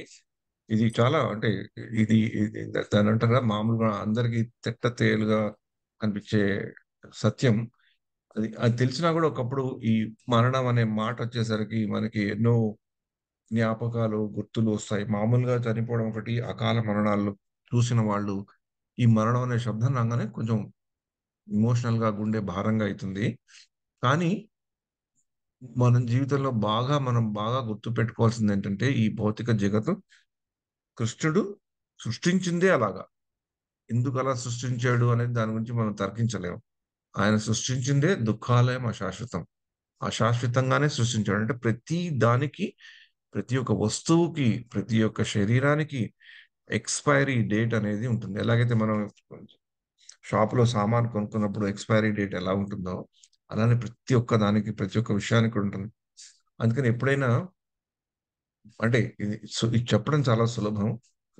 నిజంగా దగ్గరగా చూసిన వాళ్ళకి ఆ భారం అనేది తప్పదు. ఒకప్పుడు ఎలా ఉంటుందంటే, పుట్టిన వారికి మరణం తప్పదు, మరణించిన వారికి జన్మం తప్పదని తెలిసినా కూడా ఎవరైనా మన జీవితంలో మనకు తెలిసిన వాళ్ళు మరణించి వాళ్ళు వెళ్ళిపోతే పర్వాలేదు. ఆ వెళ్ళే పరిస్థితుల్లో ఉన్న వయసులో వెళ్ళిపోతే పర్వాలేదు. కానీ ఒకప్పుడు వెళ్తూ వెళ్తూ వాళ్ళ మీద ఆధారపడ్డ వాళ్ళ మీద ఒక చాలా పెద్ద సమస్య సమస్యల నుంచి వెళ్ళిపోతారు. సమస్యలు వస్తాయి. అప్పుడు ఇంకా ఇంకా బాధ కలుగుతుంది. ఆ బాధని మర్చిపోలేము, మర్చిపోకుండా ఉండలేము. అప్పుడు మరి ఆత్మ, శరీరం, జ్ఞానం ఎలా మనం గుర్తుపెట్టుకోవాలి? ఎలా గుర్తుపెట్టుకోవాలనుకుంటే మళ్ళీ మళ్ళీ ఇలాంటి భగవద్గీత శ్లోకాలను అలాంటి కష్ట పరిస్థితుల్లో మనం చదువుకుంటే మనకి పోతున్న ధైర్యాన్ని, మనకి పోతున్న సహనాన్ని ఈ శ్లోకాల ద్వారా మనం పొందవచ్చు. అంటే కృష్ణుడు అర్జునుడు చెప్పినట్లు, అర్జునుడికే చెప్పాడు, నువ్వు కూడా చనిపోతావు, నీ దేహం కూడా చచ్చిపోతుందని. పుట్టిన వారికి మరణం తప్పదని చెప్పాడు కదా, నువ్వు అలా అవ్వవని నేను చెప్పలే కదా. నువ్వు కూడా వాళ్ళు కూడా యాక్చువల్లీ స్వర్గారోహణకు వెళ్ళిపోయారు కదా యుద్ధం అయ్యాక.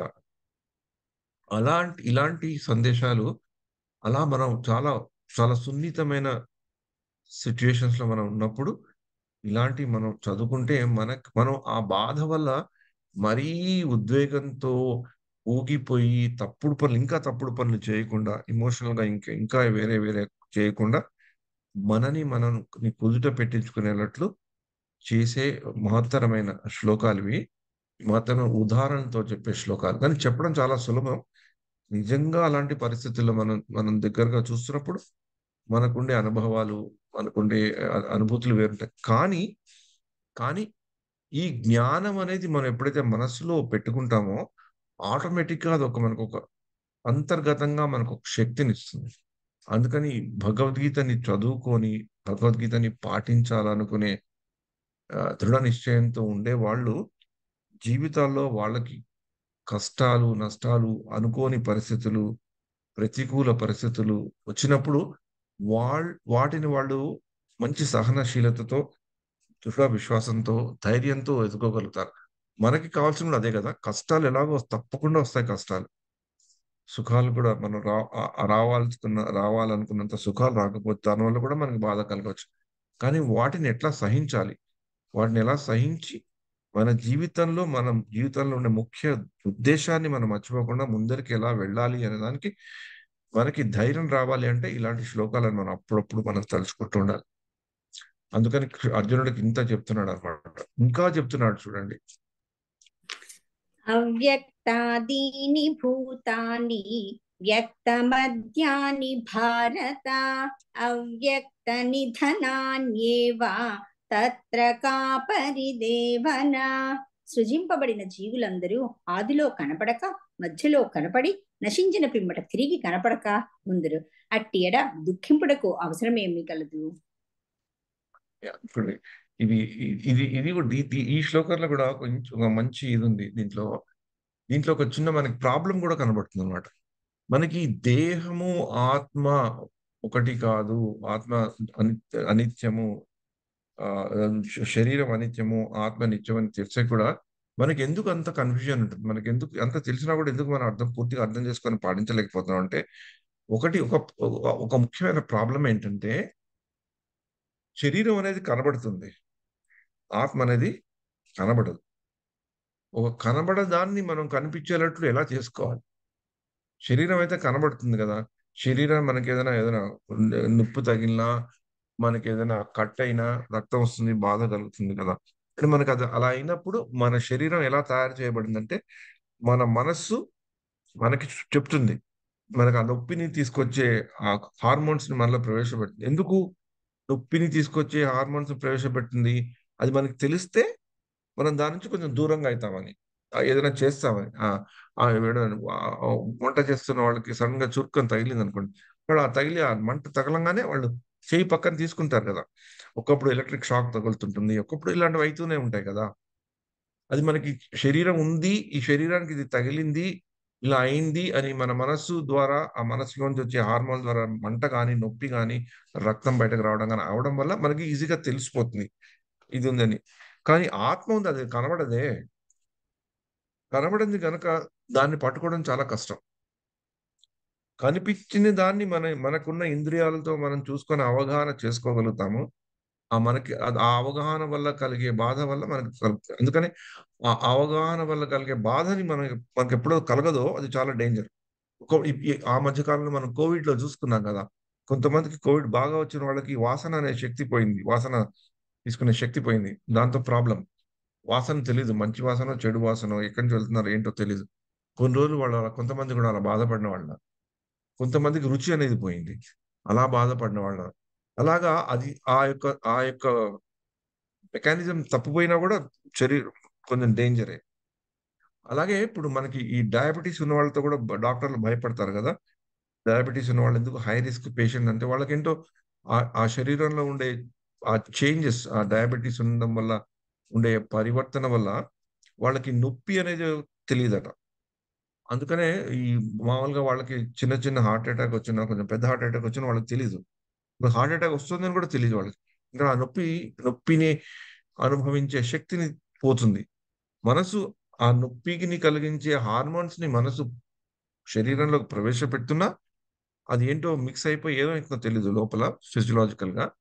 వాళ్ళకి ఆ నొప్పి తెలీదు. అందుకనే ఈ డయాబెటిస్ వచ్చిన వాళ్ళకి హార్ట్ అటాక్స్ తో ఎక్కువ చనిపోవడము, కొంతమంది నిద్రలోనే అలా సైలెంట్ గా చనిపోతారు.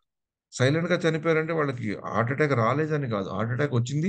వాళ్ళకి నొప్పి కూడా ఉండవచ్చు, కానీ ఆ నొప్పి తెలియదు వాళ్ళకి. ఆ పరిస్థితిలో అందుకని ఆత్మ మరి కనబడదు కదా. మరి ఆత్మకి నొప్పి ఎలా కలిగిందో లేదో ఎలా తెలియాలి? అంటే మనం మన మనసుని అర్థం చేసుకుంటే, అప్పుడు ఆత్మని కొంచెం ఆ దృష్టికోణంలో ఆత్మని అర్థం చేసుకోవచ్చనమాట. మరి మన మనస్సు కూడా మనకు కనబడదు కదా.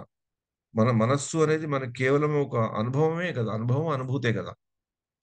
నా శరీరాన్ని ఎవరైనా కట్ చేస్తే నాకు నొప్పెడుతుంది, రక్తం వస్తుంది, బ్యాండేజ్ కట్టుకుంటా. అలాగే అప్పుడు ఏంటి, నాకు శరీరాన్ని నేను కట్ చేసినప్పుడు మనస్సులో మైండ్‌లో ట్రిగ్గర్ అయ్యి, వీడికి ఇక్కడేదో బాధ ఉంది శరీరానికి అని, ఆ బాధని ఉపసంహరించుకునే శక్తి, ఆ రక్తాన్ని కట్టబడే ఆ హార్మోన్స్, ఆ నొప్పిని గూడా నాకు చూపెడుతుంది. ఎందుకంటే నొప్పిని చూడగానే నాకు తెలుస్తుంది ఇక్కడ నాకు కట్ అయినట్లు. లేకుంటే తెలీదు కదా. మరి మనస్సుకెలా తెలుసు? ఇప్పుడు మనసుకు కూడా ఒకప్పుడు కష్టాలుంటాయి గదా. కష్టాలన్నీ కేవలం శరీరంతోనే కాదు కదా. అసలు మన మన జీవితంలో మనకొచ్చే కష్టాలు ఎక్కువ మనస్సుతోనే వస్తాయి. ఎవళ్ళో ఏదో అంటారు మనని. మనకేదో నచ్చంది మనం చూస్తాం. శరీరంతో డైరెక్ట్‌గా శరీరంతో సంబంధించిందే కాదది. అండ్ ఇంకా ఇది కూడా చెప్తాం కదా, మనసుకు తగిలే గాయాలు మారడం చాలా కష్టం. శరీరంకి వచ్చే గాయాలు అయితే ఏదో బయట నుంచి మందు పెడతాం, డాక్టర్ దగ్గరికి వెళ్తాం. మనసుకు వచ్చే గాయం, మనసు కూడా కనబడింది, మనసు కూడా ఎలా ఉందో మనకు తెలియదు. కానీ మనసుతో కలిగిన గాయాలు చూసుకుంటే చాలా బాధ కలుగుతుంది. అంటే ఈ శాస్త్రజ్ఞులు దాని గురించి చాలా రీసెర్చ్ చేశారు. వాళ్ళు ఏం రీసెర్చ్ చేశారంటే, మనకి శరీరానికి మనకి ఏదైనా గాయం తగిలినప్పుడు ఆ హార్మోన్స్ అని చెప్పాను కదా, ఆ గాయాన్ని ఉపశమనమించే ఆ ట్రిగ్గర్స్ ఉంటాయి మైండ్ లో. అప్పుడు ఆ ట్రిగ్గర్ ఎలా ఉంటుందంటే, అప్పుడు ఆ ఆ పరిస్థితుల్లో మన మైండ్ ఎవరైనా స్కానింగ్ చేస్తే ఒక లైట్స్ లాగా కనబడతాయట. కొన్ని కణాల్లో లైట్స్ లాగా కనబడతాయి. అదే పరిస్థితి మనకి ఎవరైనా మనసులో మనకి బాధ కలిగించారు అనుకోండి, నాకు చాలా కోపం వచ్చింది అనుకోండి, అప్పుడు కూడా మనకి స్కానింగ్ చేస్తే అదే విధంగా లైట్స్ కనబడతాయి. అంటే మనసు మనకి సూచిస్తుంది, అయ్యో దీనివల్ల నీకు బాధ వచ్చింది, నువ్వు దీన్ని కంట్రోల్ చేసుకోవాలి ఎలా విధంగా. శరీరానికి బాధ కలిగినప్పుడు మన బయట నుంచి సహాయం కలుగుతుంది. కానీ మనసు మనసు కనబడదు కనుక, మన లోపల ఉంది కనుక, దాన్ని అది దాన్ని తెలుపుతున్నా కూడా, ఆ బాధ నీకు ఉంది అని ఆ హార్మోన్స్ ని మనసు మనలో మన శరీరంలో ప్రవేశపెడుతున్నా కూడా, ఉత్పత్తి చేస్తున్నా కూడా, అది మన లోపల ఉంది కాబట్టి మనం దాన్ని తెలుసుకోలేకపోతాం. దాన్ని దాన్ని మనం అరికట్టలేకపోతాం. అందుకని చిన్న చిన్న విషయాలు కూడా మనకి మర్చిపోలేం మనం. ఎవరైనా మోసం చేశారనుకోండి మనని, అసలు మర్చిపోలేం. ఎవరైనా విశ్వాసఘాతం చేశారు అసలు మర్చిపోలేం. ఎవరైనా మనని క్రిటిసైజ్ చేశారు అసలు మర్చిపోలేం. ఎవరైనా మనం తిట్టారనుకోండి అసలు మర్చిపోలేం. అవమానించారనుకోండి అసలు మర్చిపోలేం. ఎందుకంటే దానివల్ల బాధ కలిగింది కానీ ఆ బాధని ఎట్లా ఆపుకోవాలనేది చాలా కష్టం. ఎందుకంటే అది లోపల ఉంది, కనబడింది. ఎక్కడైతే ఉందో ఏమైతుందో తెలియదు. అందుకని ఆత్మతత్వం కూడా ఇదే ప్రాబ్లం. కనబడదు. నిత్యం అంటున్నారు, అవినాశి అంటున్నారు, దాన్ని ఏం చేయలేంటున్నాడు, నయనం చిన్నది శస్త్రాన్ని అంటున్నారు. కానీ అది మనకి కనబడదు కనుక దాన్ని మరి ఎట్లా కంట్రోల్ చేయడం? దాని పరిస్థితి ఏంటో ఎలా తెలుసుకోవడం? అందుకని, అందుకని శ్రీకృష్ణుడు అర్జునుడికి ఇంత ఆత్మజ్ఞానం బోధించాడు అన్నమాట. అంటే ఇవన్నీ ఆత్మిక గుణగణాలు ఎందుకు చెప్పాడు అర్జునుడికి అంటే, అర్జునుడికి ఆత్మ సాక్షాత్కారం ఇవ్వడానికి, సెల్ఫ్ రియలైజేషన్. అంటే ఆత్మని తెలుసుకోవడానికి. ఎప్పుడైతే మనకి ఆత్మని తెలుసుకోవడం అంటే ఏంటంటే, ఈ యొక్క ఆత్మ యొక్క గుణగణాలు మనం తెలుసుకుంటే మనం ఆత్మ దర్శనం చేసుకున్న వాళ్ళం అవుతాం. మనకి ఎప్పుడైతే ఆత్మ దర్శనం అనేది కలుగుతుందో, ఆత్మ యొక్క గుణగణాలు మనకి తెలుస్తాయో, అప్పుడు ఆత్మ వల్ల కానీ, ఆ ఆ మనస్సు వల్ల కానీ కలిగే బాధల్ని మనం తెలుసుకుంటాం. మనసులో కలిగిన బాధలు కానీ, శారీరకమైన బాధలు కానీ ఆత్మని ఏవి ఏమి చేయలేవని మనం తెలుసుకుంటాం. మనకు కావాల్సింది ఆత్మని సంతృప్తి పరచడం కానీ, శరీరాన్ని సంతృప్తి పరచడం కాదని మనం తెలుసుకుంటాం. అప్పుడు మనం భక్తిలో ముందరికి వెళ్ళడానికి సంసిద్ధులు అవుతాం అన్నమాట. అందుకని ఆత్మ జ్ఞానానికి అది చాలా ఇంపార్టెంట్. ఇది కనిపించింది చాలా సటిల్, సూక్ష్మంగా ఉంటుంది. కనిపించింది పట్టుకోలేము, చూడలేము, రంగు చూడలేము, రూపం చూడలేము, మనం ఏమి చూడలేము. అది లోపల ఉంటుంది. దాని గురించి ఎంతో చెప్పారు, అలా ఉంటుంది ఇలా ఉంటుందని, కానీ మనకు తెలియదు. కానీ ఈ ఈ యొక్క లక్షణాలతో దాని యొక్క ఉనికిని మనం గుర్తించగలగాలి. ఎప్పుడైతే ఇలాంటి లక్షణాలు ఉన్న ఆత్మ మనలో ఉంది అని మనం తెలుసుకుంటే మనకి ఆత్మ దర్శనం అనేది కలుగుతుంది. అందుకని ఆత్మ దర్శనం కొరకే ఎంతో మంది జ్ఞానులు, భక్తులు పరితపించారు. ఎందుకంటే అది తెలుసుకున్న వాళ్ళు, వాళ్ళ జీవితమే వేరే ఉంటుంది, వాళ్ళ రూటే, భక్తి రూటే వేరే ఉంటుంది అని మనం తెలుసుకోగలగాలన్నమాట. ఇంకొక శ్లోకం చదువుకున్న ఒక చిన్న కథ చెప్తాను నేను దీనికి. ఈ ఆత్మ గురించి ఎలా అనుకుంటారు? ఇంత చెప్పుకుంటున్నాం కదా, కనబడదు, వినబడదు, దాన్ని ఏం చేయలేము, నిత్యంగా ఉంటుంది, మన శరీరంలో జీవం పోస్తుంది, ఈ శరీరంతో జీర్ణమయ్యాక ఇంకో చోటకి వెళ్ళిపోతుంది, ఏవో చెప్పుకుంటున్నాం కదా. మరి అలా చెప్పుకుంటుంటే, అలా వింటుంటే ఎవరు డిఫరెంట్ డిఫరెంట్ పీపుల్ ఎలా చూస్తారు దీని అనేది కూడా అర్జునుడికి డౌట్ వస్తుందేమో అని కృష్ణుడు అర్జునుడికి చెప్తాడు ఇక్కడ. ఈ యొక్క శ్లోకం చదువుకుందాం. ఎస్ మాతాజీ. ఆశ్చర్యవత్ పశ్యతి కశ్చిదేనం ఆశ్చర్యవద్ వదతి తథైవ చాన్యః ఆశ్చర్యవచ్చైనమన్యః శృణోతి శ్రుత్వాప్యేనం వేద న చైవ కశ్చిత్. కొందరు ఆత్మను అద్భుతమైన దానిగా గాంచుదురు, కొందరు దానిని అద్భుతమైన దానిగా వర్ణింతురు, మరికొందరు దానిని అద్భుతమైనదిగా శ్రవణం చేయుదురు. ఇంకొందరు శ్రవణం చేసినను దానిని గూర్చి ఏ మాత్రమూ తెలియకుందురు. కానీ మనం ఎలాంటి వాళ్ళం ఉండాలి? ఆత్మ గురించి తెలుసుకోవాలి. ఆత్మకి శరీరానికి ఉండే వ్యత్యాసాన్ని తెలుసుకోవాలి. అలా తెలుసుకొని మన ఈ శరీరం కాదు అని తెలుసుకున్నాక మన జీవితంలో ఈ శరీరాన్ని కాదు, నేను ఆత్మను, నేను సుఖపెట్టవలసింది ఈ ఆత్మని, శరీరాన్ని సుఖపెట్టడానికి ప్రయత్నించిన శరీరానికి సుఖపెట్టవలసిన అవసరం నాకున్నా అది చేస్తూ చేస్తూ ఈ ఆత్మ సంబంధాన్ని అనేది నేను పెంపొందించుకుంటాను. ఇంకొక జీవులను చూసినప్పుడు నేను ఒక ఆత్మ సంబంధపూరితమైన దృష్టితో చూస్తాను. నాకు ఈ ఆత్మ దర్శనం ఎంత ఎక్కువగా కనబడుతుంటే నాకు నా జీవితంలో అంత వైభోగం, అంత అంత సుఖం కలుగుతుందని తెలుసుకొని ఆత్మని ఏదో ఒక అద్భుతమైన దానిగానికనో దానికి ఏమీ తెలుసుకోలేమనే స్థితిలోనే కాకుండా ఆత్మ గురించి శ్రీకృష్ణుడు అర్జునుడికి ఇన్ని రకాలుగా చెప్పాడు కనుక ఆ యొక్క లక్షణాలను మనం తెలుసుకున్నాం గనక ఆ లక్షణాల్ని మనం ఎప్పుడు గుర్తు పెట్టుకొని అలాంటి ఆత్మ మనలో ఉంది, మనకి అలాంటి నమ్మకం ఎప్పుడైతే వస్తుందో అప్పుడు మన సుఖప్రదమైంది. ఇక అలా చెప్పేస్తే ఇక మనకి ఎప్పుడు కష్టాలు రావా అని కాదు. అలా ఎప్పుడైనా డౌట్ వస్తే మనకి ఎప్పటికీ గుర్తు రావాల్సిన శ్లోకం భగవద్గీత 2వ అధ్యాయం 14వ శ్లోకం. సుఖం గాని దుఃఖం గాని అది కాదు ప్రాబ్లం మనకి. వాటిని సహించే శక్తి వస్తుంది, తితిక్షత. ఆ సహనశీలత ఎప్పుడు వస్తుందో ఆ సహనశీలత వస్తే అప్పుడు సుఖం ఏంటి దుఃఖం ఏంటి మనకు దాని యొక్క డిఫరెన్సే తెలియదు కదా. అది వస్తుంది అని పెద్దలు చెప్తారన్నమాట. దీని దీని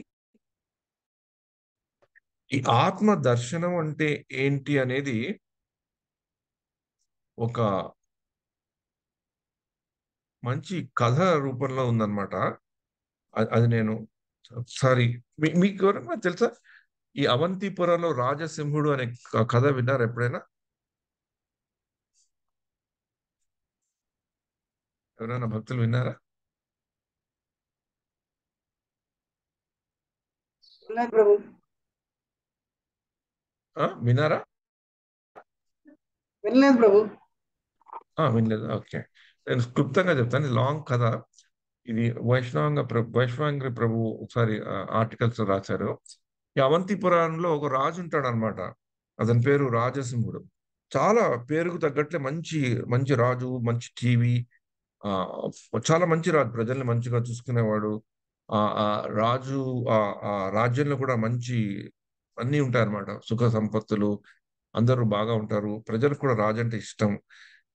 అలా కథ సాగుతుంటుంది అనమాట. రాజు ఉన్నతమైన స్థితిలో ఉన్నవాడు కనుక అతను కూడా రాజభోగాల్లో మంచిగా పాల్గొంటాడు. ఆ సుఖాలన్నీ అతను ఎంజాయ్ చేస్తుంటాడు. రాజు కింద అతనికి చేసుకోవచ్చు కదా, తనకుండే సంపదతో, తనకుండే గౌరవంతో. అలాగే ప్రజలకు కూడా తన యొక్క సంపదని అందరికి కూడా డిస్ట్రిబ్యూట్ చేయడం, వాళ్ళు కూడా చాలా సుఖంగా ఉంటుంటారు అన్నమాట. ఆ రాజుకు ఇంకోటి ఏంటంటే తను చేసే భోగ విలాసాలు ఒకటి ఏంటంటే తన ఉత్సవాలు చేసుకోవడం చాలా ఇష్టం అతనికి. ఉత్సవాలు నిర్వహించడం, ఉత్సవాల్లో పాల్గొనడం చాలా చేస్తుంటాడు. అందుకని అందరికి చాలా ఆ సంతోషం ఇస్తూ ఉంటుంది అనమాట అది. అతను చేసే ఉత్సవాల్లో ఒక ఉత్సవం ఏంటంటే తన వ్యక్తిగతమైన ఉత్సవం.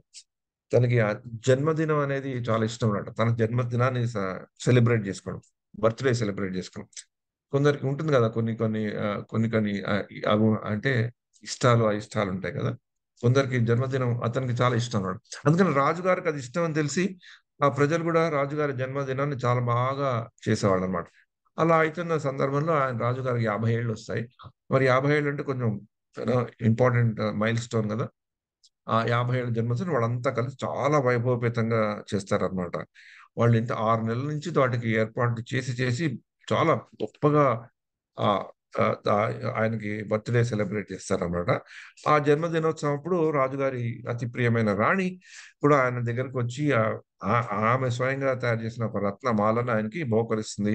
రాజు చాలా సంతోషపడతాడు. ఎంతో మంది ఆ కానుకలు సమర్పిస్తారు. రాజు కూడా చాలా మంది కానుకలు సమర్పిస్తాడు. ఆ జన్మదినోత్సవం చాలా బాగా అవుతుంది అనమాట. అంటే రాజు ఎలా అనుకున్నాడో తనకి మామూలుగానే జన్మదినం జరుపుకోవాలంటే ఇష్టం.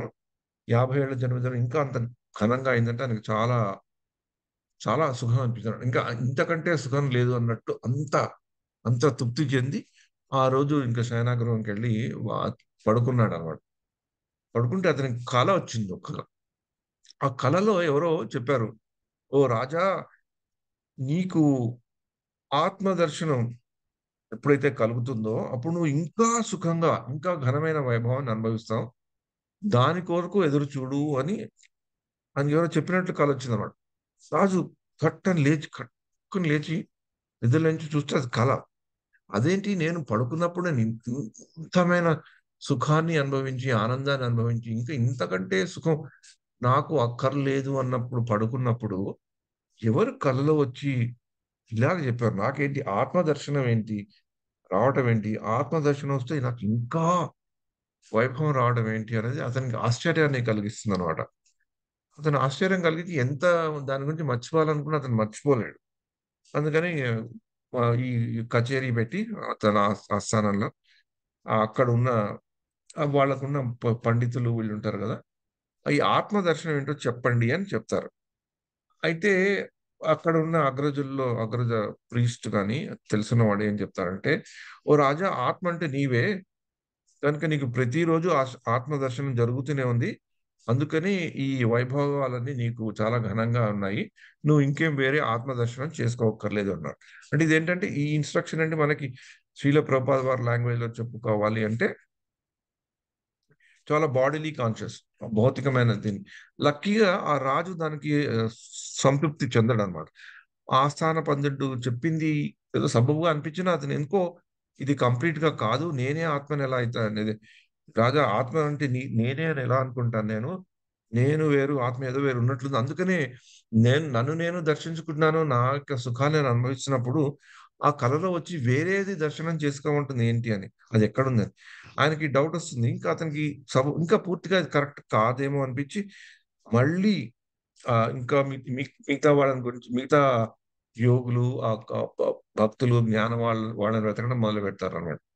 తర్వాత ఒక కాల తర్వాత కొన్ని కాలాల తర్వాత కొన్ని రోజుల తర్వాత ఒక మహా పండితుడు ఆహ్, రాజు దగ్గరికి రావటం అయితుందనమాట. అయితే అతనేం జెప్తారు, ఇతను అడుగుతాడు, "నాకు చెప్పండి ఆత్మ దర్శనం అంటే ఏంటో? ఆ రోజు కలొచ్చిన దగ్గర నుంచి నాకు చాలా కుతూహలంగా ఉంది. ఏంటి ఇది? ఈ ఈ నాకిప్పుడున్న వైభవం కంటే ఇంకా వైభవం ఇచ్చే ఆత్మ దర్శనం ఏంటి అని? ఆత్మ ఏంటి? ఎలా దర్శించుకోవాలి?" అప్పుడు అతనేం జెప్తాడు, "రాజా ఆత్మే పరమాత్మ. పరమాత్మే సర్వత్రా ఉన్నాడు గనక, సర్వత్రా నువ్వు చూస్తున్నది ఆత్మనే" అని చెప్తాడు. ఇదే ఆత్మ దర్శనం అని చెప్తాడు. అంటే నాలోను భగవంతుడున్నాడు, మీలోను భగవంతుడున్నాడు, నాలోను పరమాత్మ ఉన్నాడు, మీలోను పరమాత్మ ఉన్నాడు, భగవంతుడు అన్ని చోట్ల ఉన్నాడుగా, అంటే భగవంతుడు నువ్వే అని. ఇది కొంచెం మాయావాదులు చెప్పే ఫిలాసఫీ అన్నమాట. అని ఆయనకు చెప్తారు. అంటే అదే ఆత్మ దర్శనం నువ్వు చూస్తున్నదంతా ఆత్మనే, సర్వవ్యాప్తి అయిన ఆత్మనే. అందుకనే నువ్వు అని చెప్పాడు. కానీ రాజుకెందుకో ఇంకా తృప్తి చెందలేదన్నమాట. నేను చూస్తున్నవన్నీ ఆత్మనైతే మరి నేను దర్శించుకోవాలి, దర్శించుకోమని ఎందుకు చెప్తుంది? కలలో ఎవరో వచ్చి ఎ అదేదో నేను చూడట్లేదు. అందుకనే అది దర్శించుకోమని చెప్తోంది. నేను నాలో ఆత్మను చూసుకొని, ఇంకోళ్ళ ఆత్మను చూసుకొని నేను నా ఆత్మ దర్శనం కలుగుతుందంటే నాకు కలగదని అతనికి ఇంకా అది ఊరికనే తినేస్తుంటుందన్నమాట. ఏంటి ఎక్కడుంది ఈ ఆత్మ? నేను ఎలా దర్శనం చేసుకోవాలని. అయితే ఇంకా అతను ఇంకేమనుకుంటాడంటే నాకు వీళ్ళిద్దరూ చెప్తే నాకేం ఆన్సర్ సరిగ్గా దొరకలేదు అని అతను ఏం చేస్తాడంటే మారువేషంలో ఆహ్, ఈ మారువేషంలో ఈ రాజ్యంలో తిరగడానికి చూస్తాడన్నమాట. ఆహ్, ఎవరైనా ఎక్కడైనా కనబడతారేమో, కనబడితే అడుగుదామని. ఇద్దరు భటులతో ఊరు తిరుగుతూ ఉంటాడన్నమాట. ఎవరైనా ఆత్మదర్శనం గురించి చెప్పేవాళ్ళు కనిపిస్తారని. అన్‌ఫార్చునేట్‌గా దురదృష్టవశాత్తు ఎవరు కనబడరు. అలా ఊరూరు ఈ యొక్క వ ఏంటి దాన్ని గూఢ గూఢ వేషంలో ఉన్న రాజు అలా ఒక మామూలు మనిషిగా వేషంలో ఉన్న అతను ఊరూరు తిరుగుతూ అనుకోకుండా ఆ దేశం యొక్క పొలిమేరలు దాటి వేరే రాజ్యంలోకెళ్ళిపోతాడు. ఆ రాజ్యం ఏంటి? శత్రురాజుల రాజ్యం అన్నమాట. అక్కడ ఆ శత్రురాజుల బోర్డర్‌లో ఉండే అటవీకులు అతన్ని చుట్టుముట్టేస్తారు. మరి ఈ రాజు గదా! ఈ రాజు అంత చిన్నవాడేం గాదు. చాలా వీరోచితంగా వాళ్ళందరితో ఒంటరిగా వాళ్ళందరిని ఎదుర్కొని చాలా సేపు యుద్ధం చేస్తాడు. అలసిపోతాడు.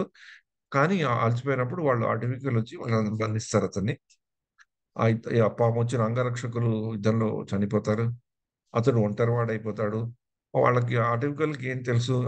అతను రాజు ఏం చేస్తాడంటే వెళ్ళేటప్పుడు ఈ మారువేషంలో వెళ్తున్నా కూడా తన శరీరం మీద బట్టలు వెనకాల తన రాణి ఇచ్చిన రత్నమాలను వేసుకుంటాడు. ఎందుకంటే అది రాణి చాలా ప్రేమతో ఇచ్చింది కదా!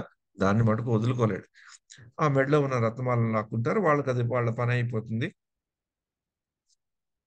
వాళ్ళకి రత్నమాల దొరికాక వాళ్ళు ఆహ్, చాలా సంతోషపడి వెళ్ళిపోతారు.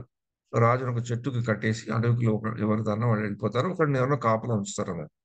ఆ కాపలా వాళ్ళు ఉండి, ఉండి వాళ్ళకి కొంచెం నిద్ర వచ్చినప్పుడు రాజు చాలా చాకచక్యంతో తెలివిగా ఆ కట్లని తెంపుకొని పారిపోతాడు. రాత్రంతా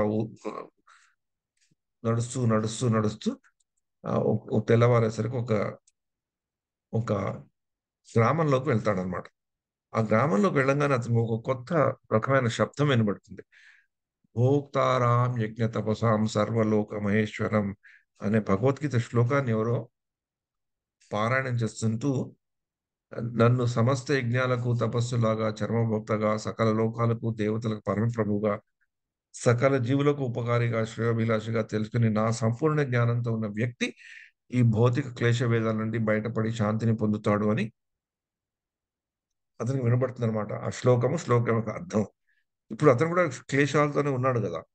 సడన్ గా సుఖాల్ని అనుభవించకుండా వాటన్ని వదిలేసి ఎక్కడెక్కడో ఆత్మ దర్శనం చేసుకోవాలని తిరుగుతూ అన్ని కష్టాలు వచ్చిన వాడు కనుక అతనికి ఇంకా బాగా వినబడుతుంది అనమాట. అది విన్నాక రాజుకు కూడా కొంచెం ధైర్యం వస్తుంది. ఆ, ఏంటి ఏదో ఉన్నాడు, ఎవరో ఉన్నారు, ఈ శ్రేయోభిలాషిగా ఉన్నవాడు ఎవరో ఉన్నారు, అతనేమో ఆత్మ, అతన్ని దర్శించుకోవాలి, ఇదే ఆత్మ దర్శనం అని కూడా అతనికి ఒక అనుమానం వస్తుంది అనమాట. అంటే భగవంతుడిని ఇలా తెలుసుకోవడమే ఒక ఆత్మ దర్శనమా అని అతనికి అది తెలియంగానే ఒక రకమైన అతనిలో ఒక శాంతి. ఎందుకంటే భోక్తారాం యజ్ఞ తపసాం సర్వలోక మహేశ్వరం సుహృదం సర్వభూతానాం యజ్ఞాత్వ శాంతి రుచ్యతి అని ఉంది కదా! శాంతి కలుగుతుంది అనమాట. ఎందుకంటే ఆ శ్లోకం అతన్ని బాగా ఆ, కలుగుతుంది అనమాట. మళ్ళీ అదే అదే ఒక మాట ఈ కలలో అయితే నీకు ఆత్మ దర్శనం కలుగాక అనే మాట అతనికి కనబడుతుంది అనమాట. అలా అలా వెళ్తుంటే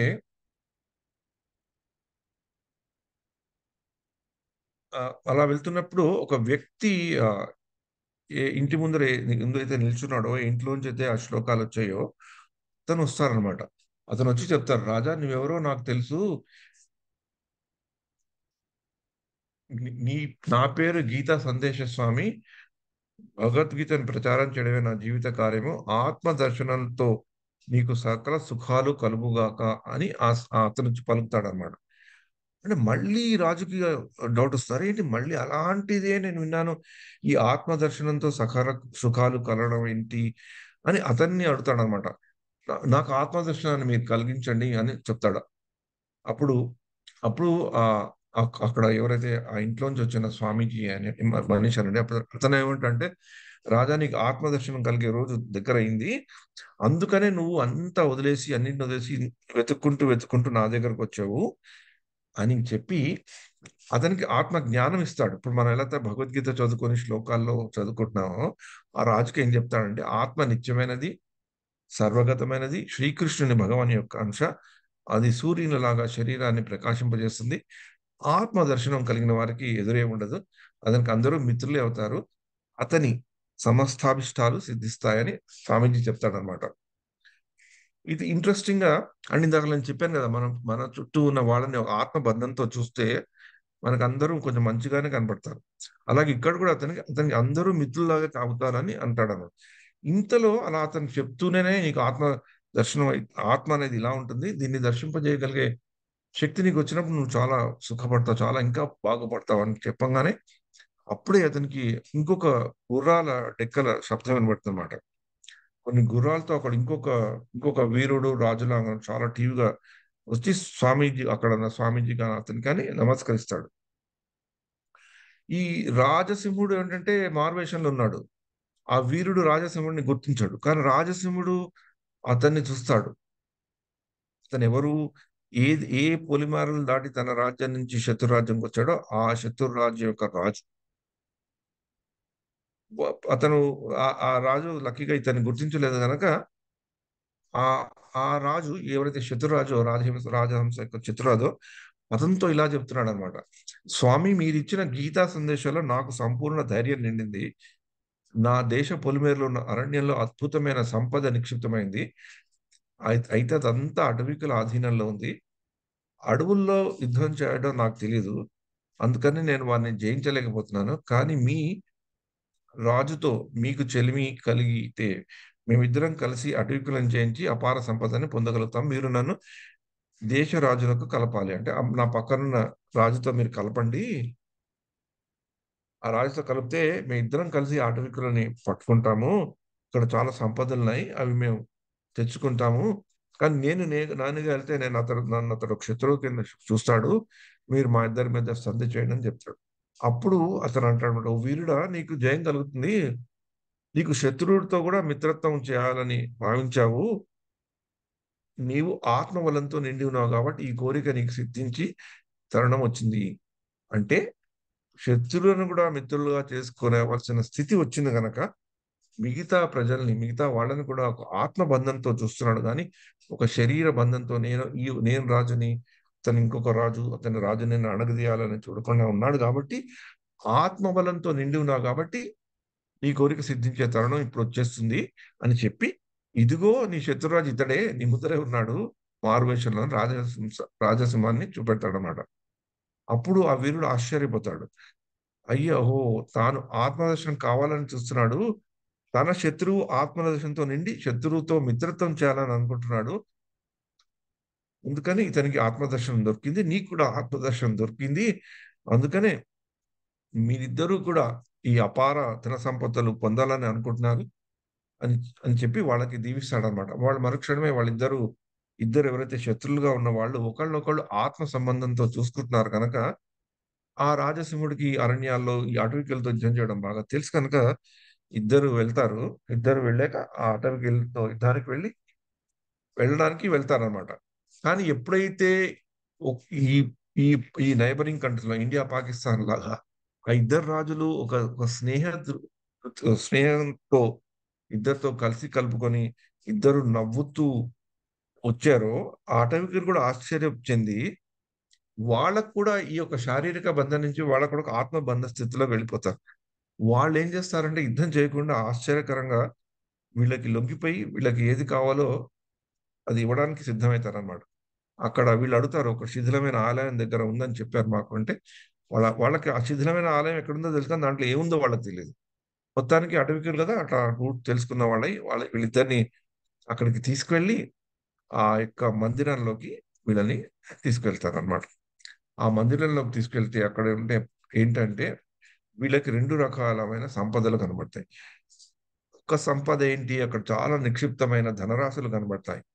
ఇంకొక పెద్ద సంపద వాళ్ళు ఊహించని వాళ్ళెప్పుడు కూడా తలుచుకోని ఒక సంపద కాదు. ఏంటంటే అక్కడ బాగా, బాగా ప్రశాంతంగా, అద్వితీయంగా ఉన్న కృష్ణార్జుల ఒక అక్కడ మూర్తులు కనబడతాయన్నమాట. అప్పుడు వాళ్ళకి అర్థమైతుంది. అరే!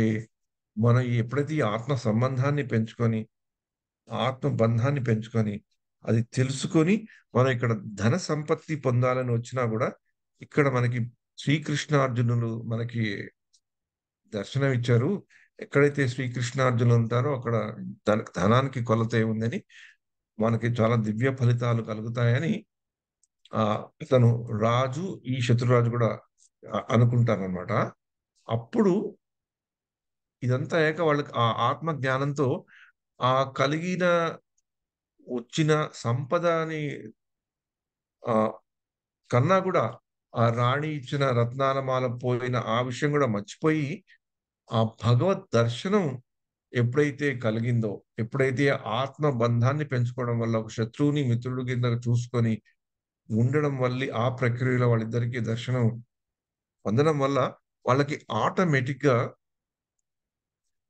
అలాంటి ఆత్మస్థితిలో ఉంటే ఎలా ఉంటుంది అనే అనుభూతి కలిగి ఆత్మ దర్శనం వాళ్ళకి కలుగుతుంది. ఆత్మ దర్శనం కలుగుతుంది అంటే ఏంటంటే, ఆ భగవంతుని మూర్తుల్ని చూసాక వాళ్ళలో కలిగిన భావోద్వేగం వాళ్ళని భగవంతుడు అంటే ఎవరు? మనం మనం దేని కొరకైతే మనం పాటుపడాలో అనే దాన్ని ఆ భగవద్మూర్తుల్లో వాళ్ళకి కనబడింది గనక వాళ్ళకి ఆ ఆత్మ దర్శనం అని కలుగుతుంది. అప్పుడు అతని ఆ రాజు తన రాజ్యంలో ఉన్నప్పుడు ఎన్నో ఇంద్రియ భోగాలని, ఎన్నో రాజా భోగాలని, విలాసాలని అనుభవించిన రాజు వాటన్నిటికంటే కూడా ఇది అతనికి చాలా ఎక్కువగా అనిపిస్తుందన్నమాట. ఉన్నది అడవి, శిథిలమైన ఆలయం. దాంట్లో పాడుపడ్డ పరిస్థితుల్లో ఉన్న మూర్తులను చూసి అతనికి అన్ని రాజ్యాలు ఉండే సుఖాల కంటే ఇది ఎక్కువ అనిపిస్తుంది. అప్పుడు అతనికి అనిపిస్తుంది అనమాట. ఓహో! కలలో వచ్చింది ఇదా? ఇది నాకు కావాల్సింది నా జీవితంలో. ఇది నాకున్న వైభవం కంటే ఎక్కువ వైభవం ఇస్తుందని తెలుసుకుంటాడనమాట. అలా అప్పుడు ఈ యొక్క కథని మనం తెలుసుకుంటే మనకి అర్థమయ్యేదేంటంటే భక్తి మార్గంలో ఉన్న వాళ్ళందరికీ ఆత్మ దర్శనం కలిగినట్లేనా? ఒక డౌటొస్తుంది. అని మనం ఎవరైనా అడగొచ్చు. అంటే ఈ రాజు ఇలా భక్తుడవ్వడం వల్ల అతనికి ఆత్మ దర్శనం కలిగిందా?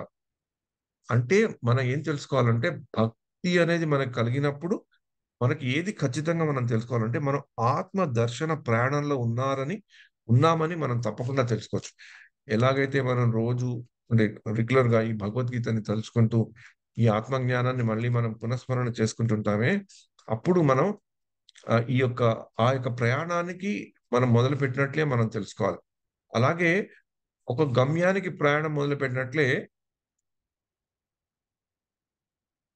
ఏదో ఒక రోజున ఆ గమ్యానికి మనం చేరడం కూడా నిశ్చయమైనట్లు భక్తి, యోగ, జ్ఞాన సాధన నడుం కట్టిన వాళ్ళు ఏదో ఒక నాటికి ఆత్మదర్శనం తప్పకుండా పొందుతారు అని ఈ కథ మనకి చెప్తున్నాడు. ఎక్కడో అక్కడ మనకి ఎవరో ఒకళ్ళు కలిసి ఆ రాజుకి ఆ స్వామి కలిసినట్లు మనకేదో గురువో, ఏదో పుస్తకమో, ఏదో భక్తుడో, ఏదో విషయమో ఏదో ఒకటి తెలుసు. ఏదో ఒక నాటికి ఈ ఆత్మదర్శనం తప్పకుండా మనం కూడా దొరుకుతుంది.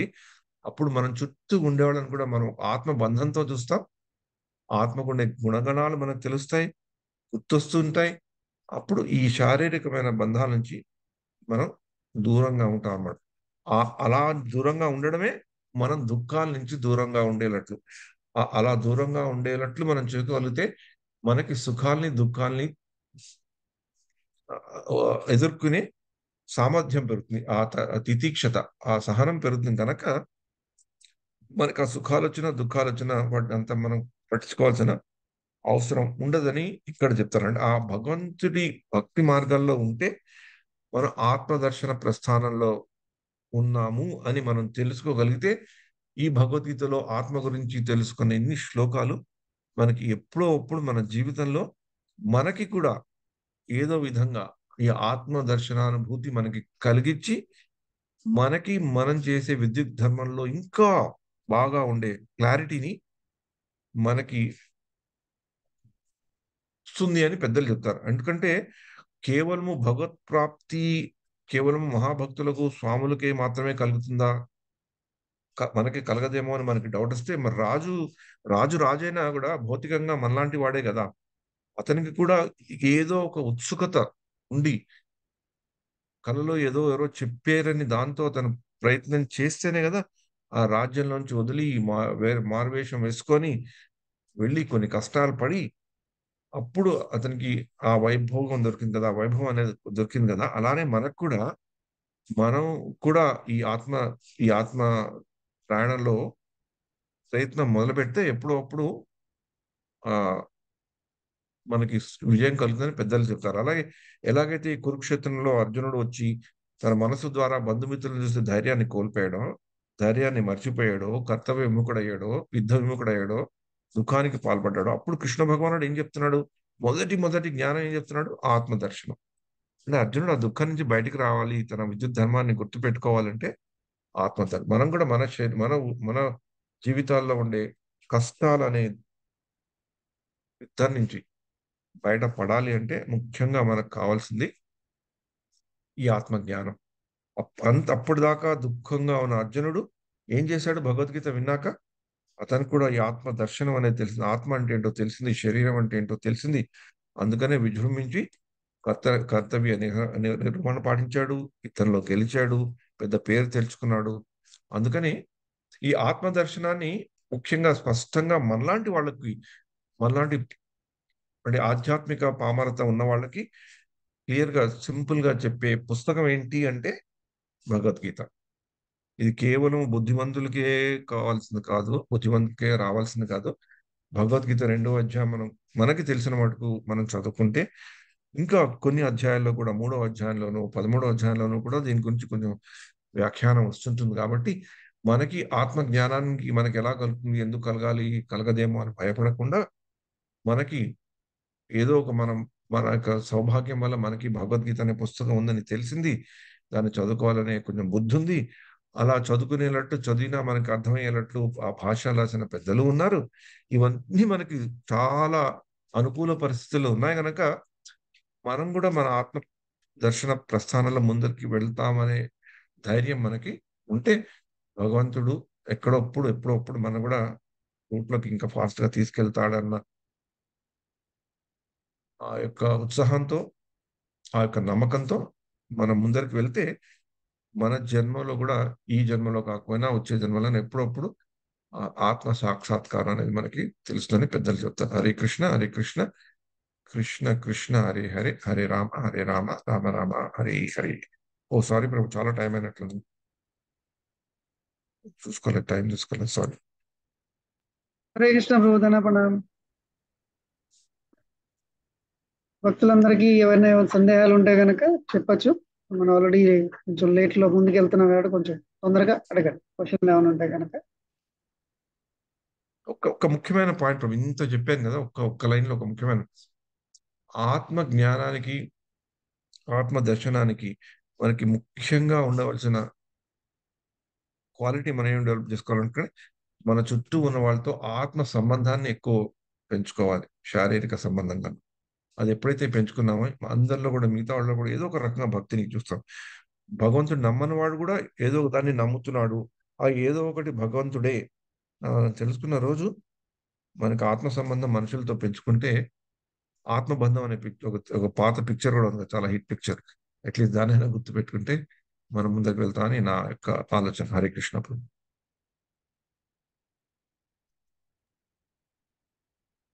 ఆత్మబంధం, ఆత్మ సంబంధం, ఆత్మ దర్శనం, ఈ మూడు అందరికీ గుర్తుండిపోతాయి బ్రో. వీటిలో ఉన్నారు బ్రో, వీటిలో. నేను ఈ ఆర్టికల్ని, ఈ యొక్క వ్యాసాన్ని మీకు పంపిస్తాను, మీరు పోస్ట్ చేయొచ్చు దాంట్లో, తెలుగు తప్పకుండా. దీంట్లో. హరే కృష్ణ.